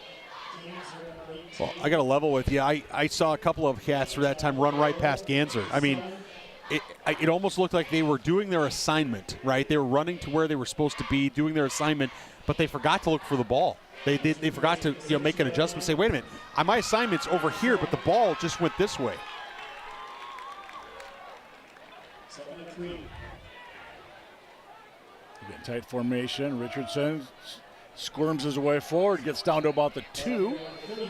Should be enough to move the chains, and it's going to be first and goal for the Rosemount Irish. Yeah, another trap, another fold block by number 57 for the Irish, and again, it's going to keep happening until the Wildcats can blow it up, and the only way to blow up a trap is to crash on it, is to hit it hard and crash on it.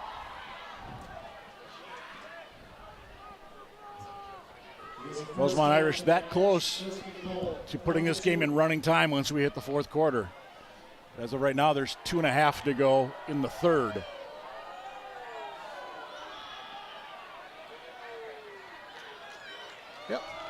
Richardson, did he get there? Nope, he's going to be stood up at about the 1. Stropem, one of the first in there for the Wildcats, big number 88. Now they're going to, yep, good job, forward progress. But I don't like that. We've got a Wildcat down, and I believe is that 54? Yes, it is. That's one of the Will brothers. If it's 54, that's Carter, the junior. Trying to see if that was 54.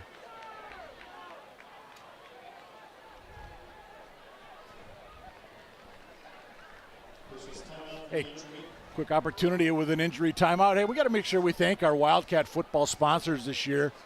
We've got the newest one is Kitchen and Rail up in the Promenade Center, up by Chipotle.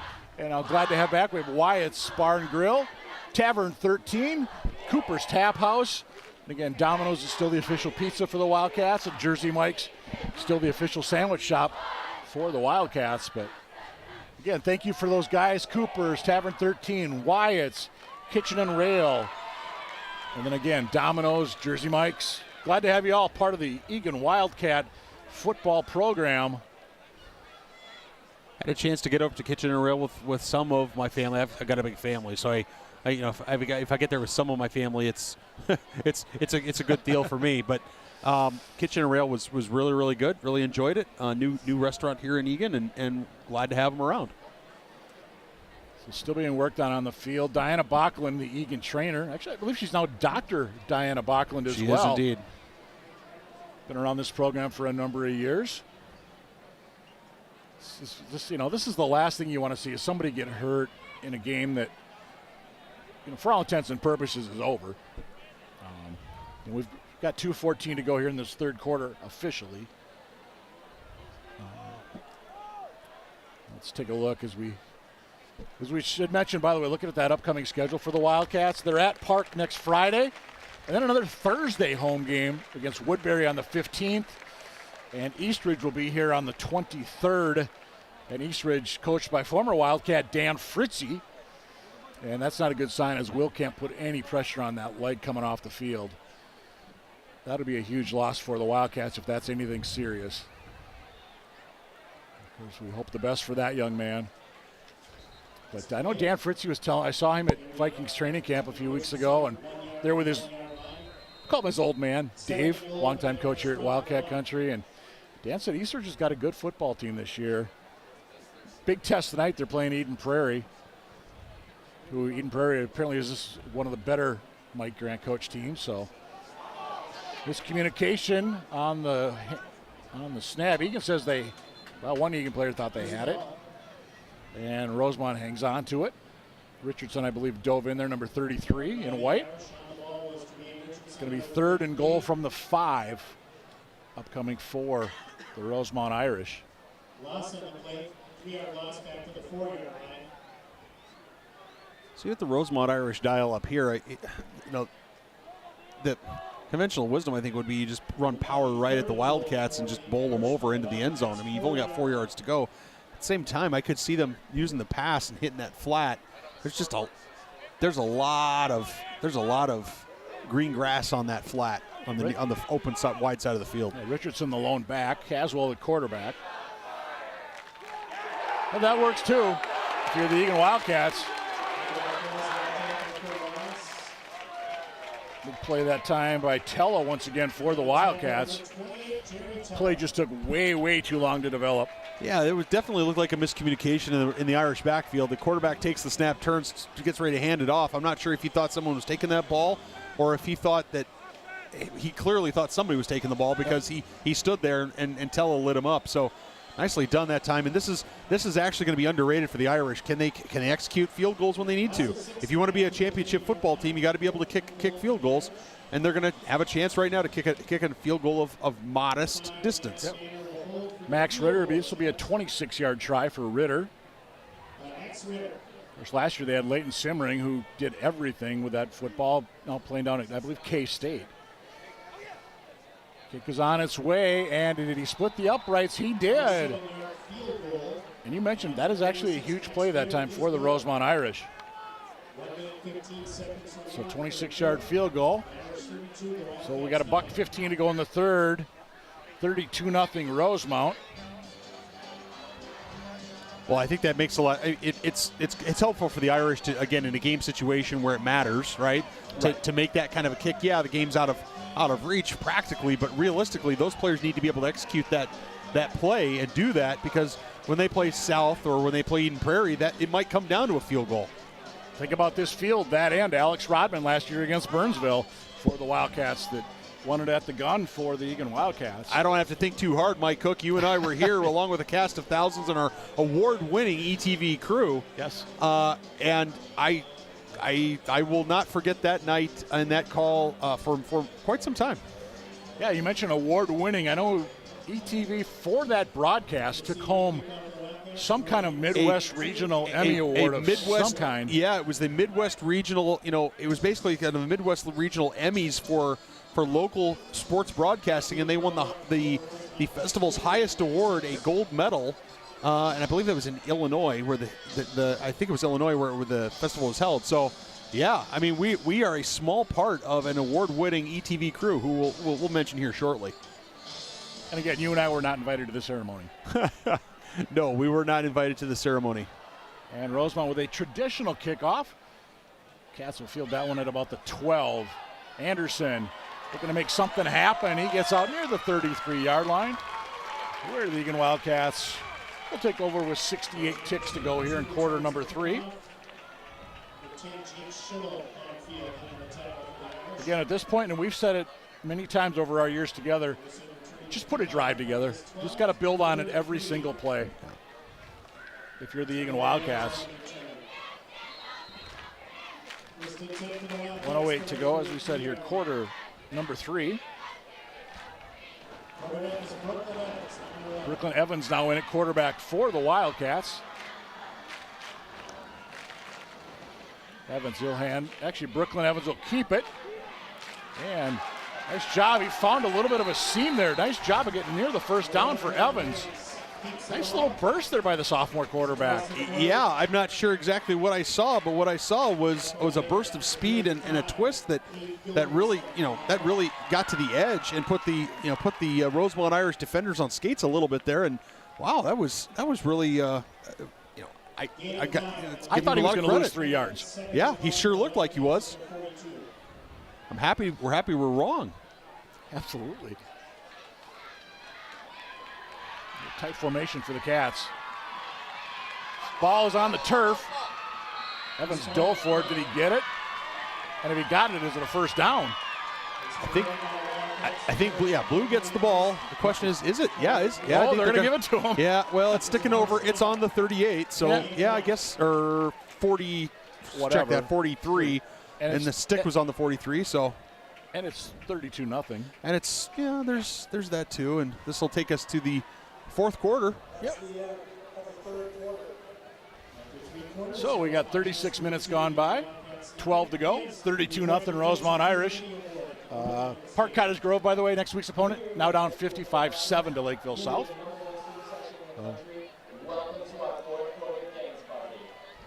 Want to give another upcoming event here at Eagan High School. They've got kind of a fun event coming up that I don't think I've seen at a high school before, but they've got a night of dueling pianos coming up. September 29th in the Eagan Commons. And that's going to go for the all proceeds. We're going to go to the United Movement here at Eagan High School. And the movement, it's a purposeful plan to promote meaningful social inclusion by bringing together students with and without disabilities to create accepting school environments. Again, a night of dueling pianos, September 29th in the Eagan High School Commons. Starts at 6, doors open at 5:30. Check out the Eagan High School website for more details.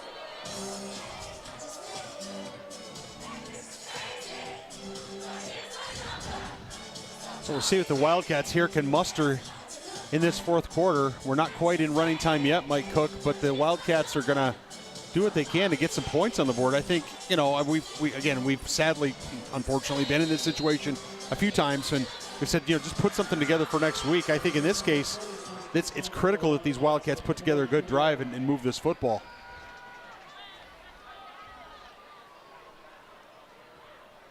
First and 10 for the Wildcats. Nice run that time out near the 50-yard line. Pickup of about 8. That was Tonsauger that time, the ball carrier. A little extracurricular activity that I saw behind the play. Yeah. Extracurricular not necessary for either of these two teams, with the result being what it is. Right. I guess they're going to say about a 6-yard pickup that time. There's Tonsauger once again. And that'll be a first down inside the 45-yard line. Ball to be spotted at about the 40, we call it the 43-yard line.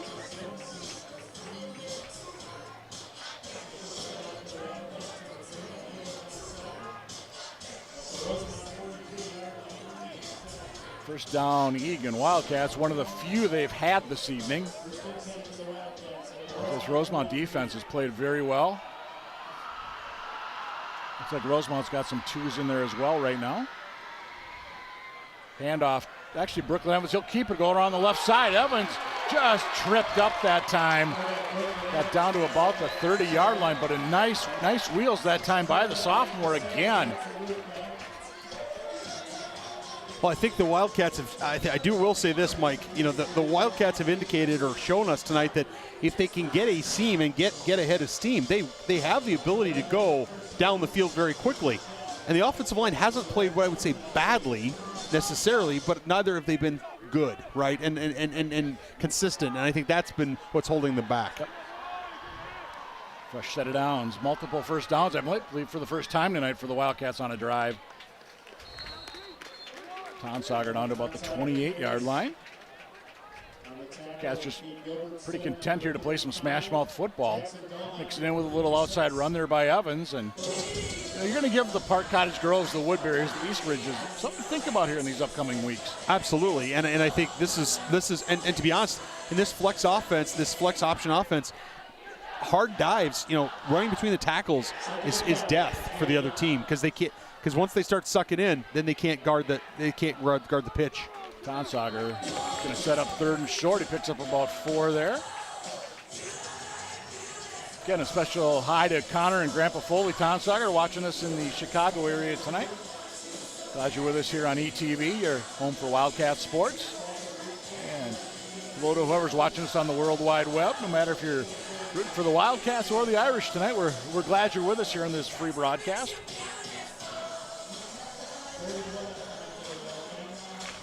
Third and short for the Wildcats.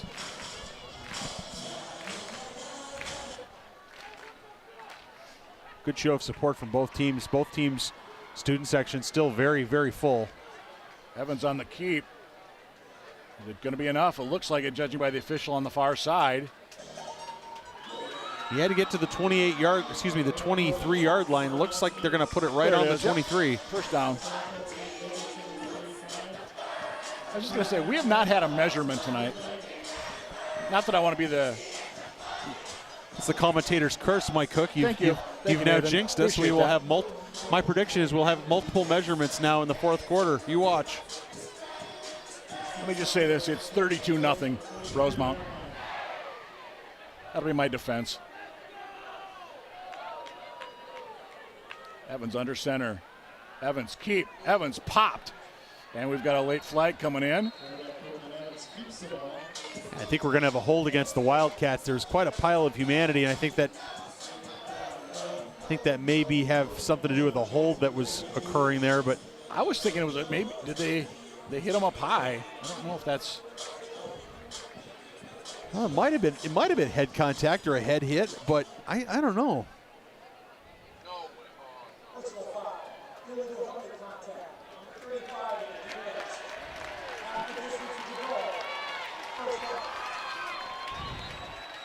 Okay, and we're going to get 15 more yards now on the Rosemount bench. They're not happy about it. Something.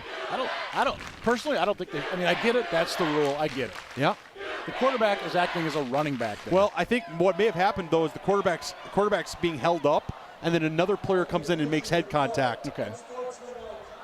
if that's what it was, then okay. But yeah, I think that's maybe what happened here. Is it wasn't a situation where there was. I think that's what happened, and unfortunately, we just don't have the replay capability. Right. But I think that's what happened, and if that's what happened, that's a good call to make. And again, Rosemount bench needs to dial it back a little bit because that's not going to be helpful for them. Now again, it's 32-0. Maybe they don't care, but I think they do. Schwamm now in at quarterback. I hope that's not a sign of something. Counter, near side, wrapped up. Nice job by the Rosemount D. They were all over that play. Swanson's still in there. Again, that young man's having himself a nice football game with 24. Trying to look down to the bench, see if I see Evans anywhere. Actually, he's going to come back in. Okay, so it's not like he got hurt. Okay. Best opportunity the Wildcats have had all evening to punch this into the end zone, Mike Cook. We're going to see what, I imagine it's 4-down territory for the Wildcats, so let's see what they've got can dial up here on 2nd down. Looking for that first score of the season are the Eagan Wildcats. Evans long count, Anderson goes in motion. Evans keeps, cuts it up, and gets down to about the 3-yard line.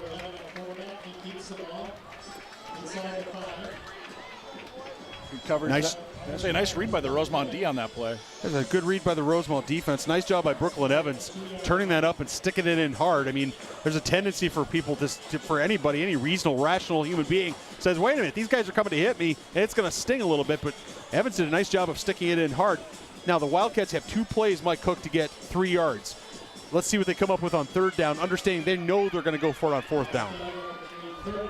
Tonsauger going in the backfield.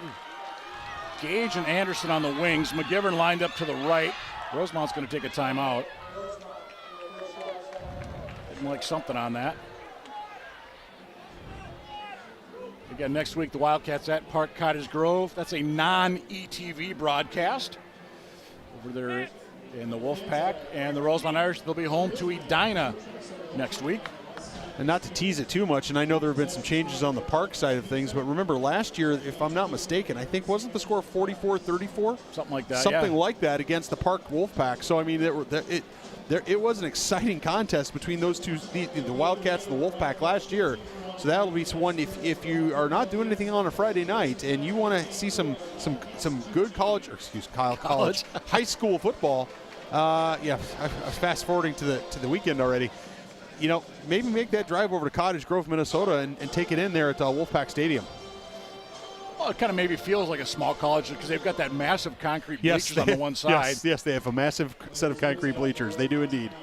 That never changes. Traditions never change. No. Evans under center.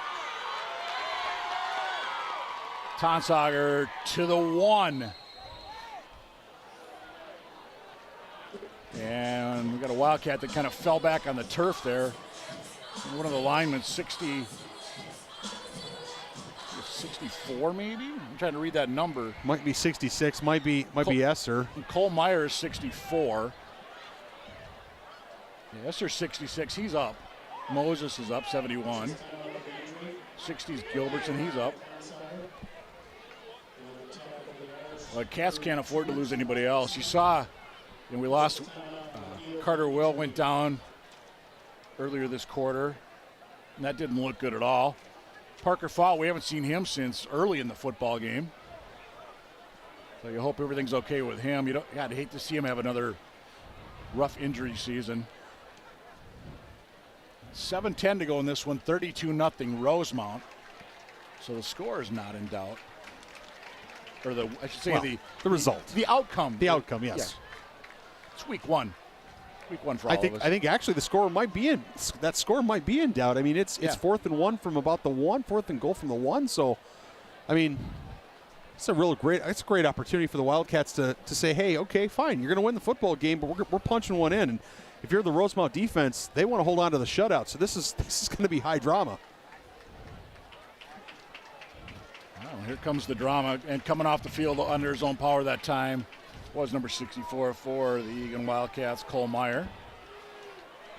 That was good to see. 4th and goal for the Cats. Evans going to come near side. Evans is lost it going into the end zone.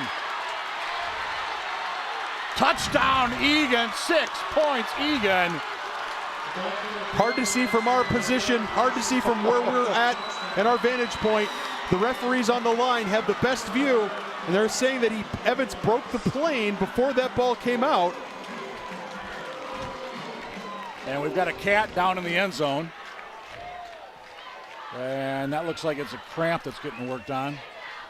Cramp or a hamstring. Either way, it's one of the big guys. 79 and humid right now in Wildcat country. But for the Wildcats to punch one in, Mike Cook, that's a nice spirit lift. Absolutely.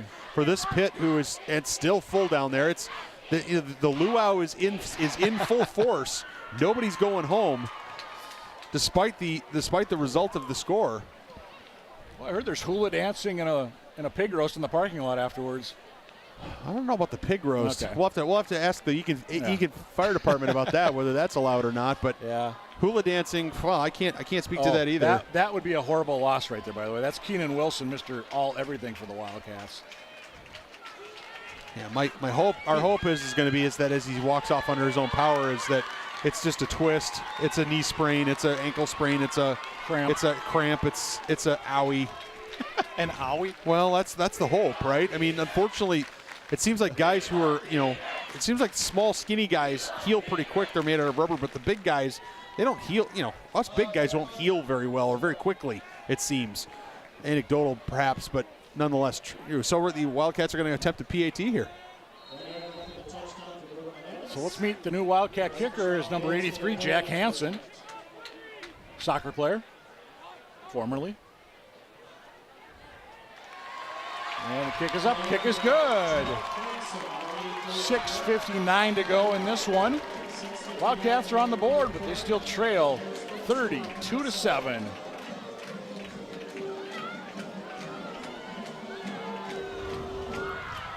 Well, if nothing else, that's a nice momentum lift for the Eagan Wildcats. Absolutely. Even, Absolutely. You march down the field. Granted, Rosemount might have had some twos in the mix there, but nonetheless, it's still positive. You don't have that goose egg on the scoreboard. No, absolutely not. Absolutely not. No, absolutely. And it gives you some lift, going into Park next week, saying, hey, we can put together a drive, we can punch it in the end zone. There's positive things that we can do. Let's face it, Rosemount's, as you said earlier, Mike Cook, Rosemount is a quality 6A program. Are they a top 5 program? Maybe not, but they're far from a bottom 5 program, far from a bottom half program. They're top half. So I mean, when they play Park next week, Park's like Eagan. They've had their struggles. That could be a heck of a football game.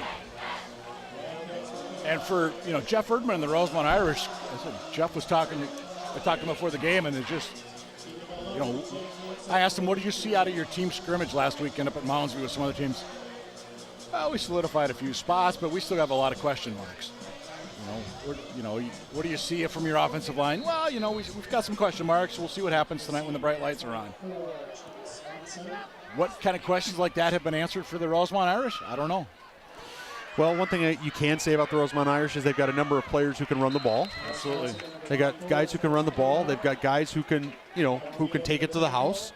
Their offensive line seems to be serviceable, right? I mean, they've opened some seams and holes.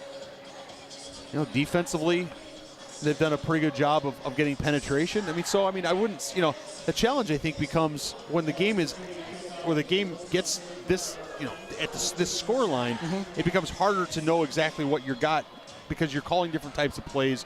You're asking different things of your players. So, a few more questions get answered, but who knows? Right. Bottom line, Irish are up 32-7. Just under 7 to go in this one. And I would be shocked if Rosemount puts this football in the air. Yeah, we lost a helmet out near the 41-yard line. And it's going to be a flag on the play.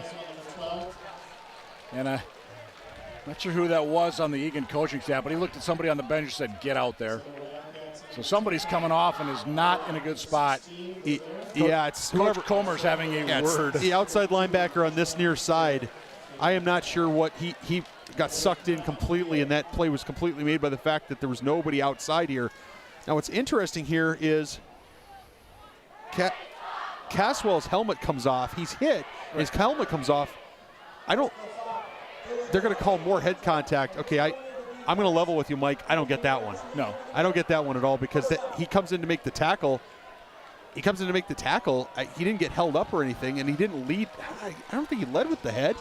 No. But there was contact, and the helmet came off. But, man, And this is it's a safety call, and so we always wanted safety calls to be made, but I'm not sure what the defender's supposed to do there.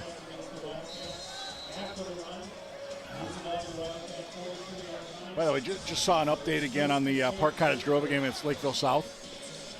69-7 South. So Park got on the board. Wait, update as I look at it again. Wolfpack just scored. And the PAT is good. The joys of Twitter. So 69-14. I didn't quite catch what the spread was on that one. And minimal pickup again for the Rosemount Irish. I'll say this for the Eagan Wildcats. This game is not in running time. Another one of those, the way Rosemount was in that first half, they're up by 21. Controlling play on both ends. The special teams was really well. Congrats to the Wildcats. They went down on that last drive, put something together, got the touchdown. I don't know what that gets you. Well, climbing the ladder takes time, like Absolutely. we talked about, and maybe you're going to go up one rung very slowly here, but it's up one rung. Richardson once again for the Irish. And he'll get a first down inside the 30. Rosemount just going to run that football down the throats of Eagan tonight. Wildcat defense not doing a good job. I got to level with you, Mike. Not doing a good job of finding the ball. I mean, look, credit to Caswell. He's carrying out his fake very, very well, and he's drawing people to him. But the reality of it is you've got to find that ball faster. Either the sideline has to help you, your teammates have to help you. Somebody's going to help you because right now it's taken a lot of time for multiple silver hats to get around the ball. You got to find it quickly. By the way, I believe that was Thompson the last carry, for those of you that are keeping tabs. Rosemount just they're milking the play clock. Every play here wisely with 5 minutes to go in this one. Comfortably ahead. And again, nice little, another pickup of 7 that time for the Irish. It was Thompson once again, the ball carrier. Alex Ford in on the stop for the Wildcats, who look like they've got a lot of their number 2s out there right now on the defensive side of the football.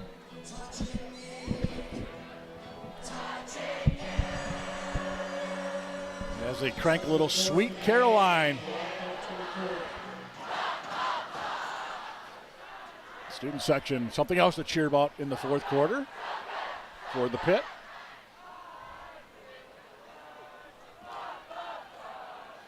There may have been a little confusion on that play, but Rosemount is still going to get a positive out of it.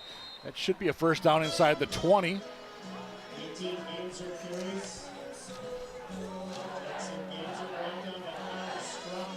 Got to mention an ETV volunteer crew. Well, you and I are volunteers, and otherwise we've got Joe Chupik. He's directing this show tonight. Greg Borman is our audio specialist. Brad Lester is on camera. Savannah Cisneros is also on our camera. So those are just parts of the ETV crew. Happy to bring you Wildcat football here on ETV. And I understand a couple of Eagan parents stepped up as well to help run cameras tonight, as the regular ETV crew is a little short-handed because they're also doing volleyball tonight in the Eagan gym. The swimming team also has a home meet tonight. And all those, are, of course, are going to be on the YouTube page for Eagan TV if you want to check any of those events out. Did not hear results of any of those activities, but bottom line, I got here about an hour and a half before this game, and the parking lot was pretty full already. So, as I look back, too, it looks like they're still serving out at the Brick Oven Bus. Got some pizzas going. Yummy Tummy still back there serving their treats tonight. Yeah, Brick Oven Bus, they're based in Eagan, out of old fire station number 1 on Ron Road. I think it was Care 11 did a story on them. As Rosemount going to run the ball straight ahead. And Yummy Tummy making the trek down from Brooklyn Park to be part of the Friday Night Lights activity. can't see it on the broadcast, but it's really one of the things that's really great is both sets of student sections are still very full, and both sets of student sections are having fun. They're dancing together, they're singing together, they're doing the same stuff across. Yeah, it's a football game, and you want to beat the other team, but the result is, as you said, Mike, it's done. Yeah. But we're gonna have some fun with it anyway. And again, this isn't just a football game. It's a community event. Looking all the way back, I think when Eagan High School opened up back in the day, I was really surprised they and Rosemount did not become big rivals.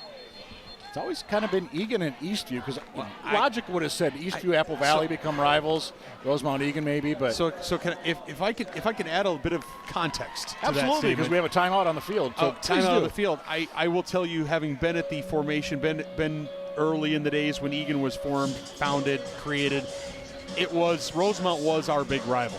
Rosemount was our big rival because a lot of our kids would have gone to, or I personally would have been a Rosemount Irish had they not built Eagan High School. So, that was certainly the case. But then what ends up happening is when Eastview suddenly appears, Eastview now takes a big chunk of the city of Eagan, right? And so there are a lot of kids who go to different middle schools that live in the city of Eagan that end up going to Eastview. Mm-hmm. And so as a result, that becomes naturally kind of your rival. And then, of course, on top of that, you've got the issue of, well, as they used to say in the Yankees-Red Sox rivalry, it's not a rivalry when one team wins all the time and the other doesn't, right? That's true. So Eagan's football team or Eagan's sports team sometimes have struggled. Rosemount's had some really good sports teams, and so it's kind of gone a different way. Versus Eastview, they've had more success against Eastview. So I think naturally that tends to be what's occurred. So with 2:02 to go, it's 3rd and long for the Irish. Caswell's in at quarterback, number 12. But he and Donner have pretty much rotated the snaps tonight, or rotated the playing time tonight. I guess I don't even want to say they've rotated series, but Caswell, nice move. Can he get to the corner? He can. Will he get knocked out of bounds? He does get out of bounds at about the 4-yard line. Rosemount Irish knocking on the door, up 32-7. Confidence builder there for Caswell. Yeah, really important here for the Irish to put one in the end zone, right, Mike? I mean, these kids want to score too. This is their chance to shine, their chance to execute the offense. Eagan defense has an opportunity here. They got 4 cracks from the 4-yard line to keep the Irish out. Let's buckle up, put the chin straps on, and see who's going to bring it on this. Rosemount from the Wildcats 4-yard. 1st and goal from the 4. Got a receiver down here to the left. Straight ahead. Touchdown, Rosemount Irish. I believe, is that Jacob Wenner? Up here, play number 18, Jackson Ganser. Check that, 18 Ganser with the touchdown. Rosemount Irish. That's his first score of the night. It was 18, not 16. 4-yard run for Ganser. 38-7 Irish. 4-yard run for the touchdown for Jackson Ganser, number 18. The Irish lead, 38-7. And the PAT attempt upcoming. Ritter with the point after attempt. Ritter for the PAT once again. And that kick, kind of a side kick, but it counts. 39-7 Irish, 1:33 to go. And I inadvertently said Jacob Wenner, the ball carrier on that time, number 16. Got to give him credit. I don't think we've called him tonight, but apparently the kid's a darn good bowler. Rosemount apparently had a team bowling outing not too long ago. Jacob Wenner, he bowled a 215, according to Coach Erdman's Twitter feed, and that included 6 strikes in a row. I think that's what's that called, the double turkey then, if it's 6 strikes in a row? I don't know. I forget I thought there was like 3 strikes is a turkey, right? Right. So if you get 6, is that like a double turkey? I don't know. Sure, we'll go with it. We'll go with it? We'll go with it. And the other kid we haven't mentioned tonight, number 34 for Rosemount, Hayden Bills.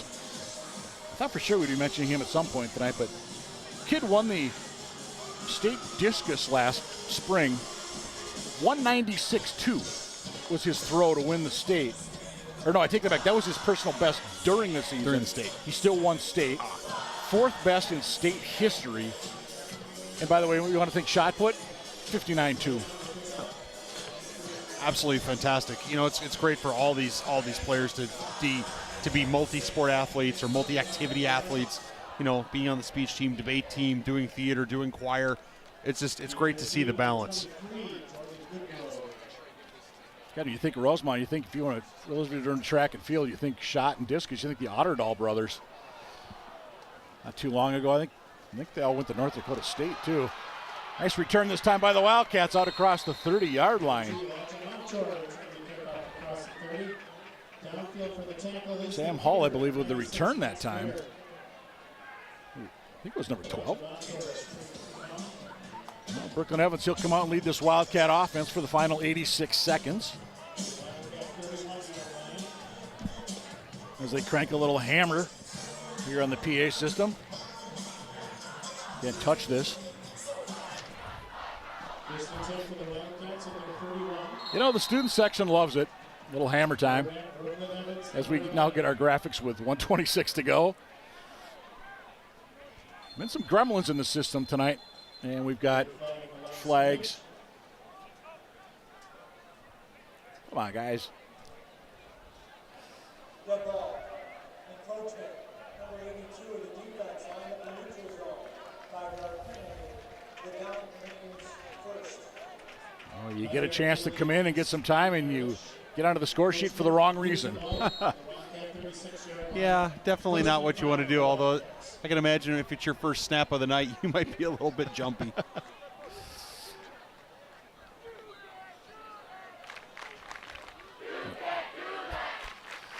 Yeah, Eagan student section just a little behind the times on the you can't do that. And if you're Rosemount, you're probably going to start shouting back, what, scoreboard? If I was Rosemount, I wouldn't shout anything. Yeah. But you said it a little bit ago.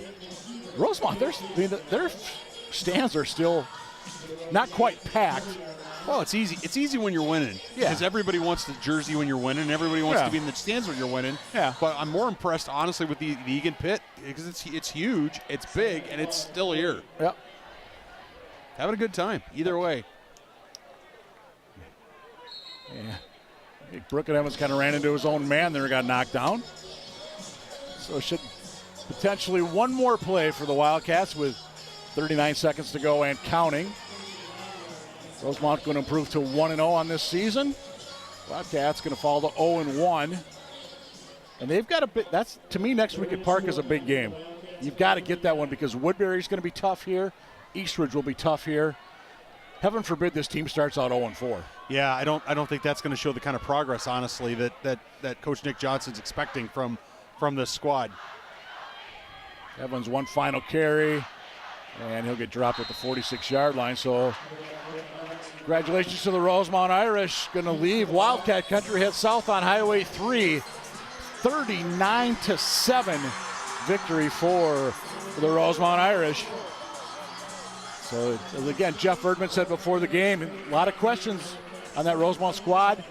Don't know what they are going to answer, what their performance was tonight. For the Cats, got some work to do. Yeah, the Cats have got some work to do. I mean, honestly, I think it's fair to say that we knew they still had work to do. To be in the same sentence or same class of Rosemount on a regular basis, they're going to have to continue to improve. We've seen improvement from the Eagan Wildcat football program over the last 2 seasons. No question. Yep. They've got to continue to take that step forward. I wouldn't say tonight was a step backwards necessarily, but it was a very small step forward if it was a step forward. Next week against Park, we're going to find out whether the Wildcats are for real for this season, and that'll be a good indication as to whether they're going to match last year's win total. They're going to have an opportunity to maybe put 2 or 3 wins together. As you said, some of their games after Park are going to be pretty tough, and we're going to see what they can bring to the table. Yeah, we'll get back. They'll try to climb the ladder again next week at Park of Cottage Grove. Again, that is not an ETV game. We're going to be back with you on the 15th when Woodbury comes here to Wildcat Country. And again, on behalf of the entire ETV crew, his name is Nathan Cron. My name is Mike Cook. Thank you for being with us, and we will see you next time for Wildcat Football on ETV.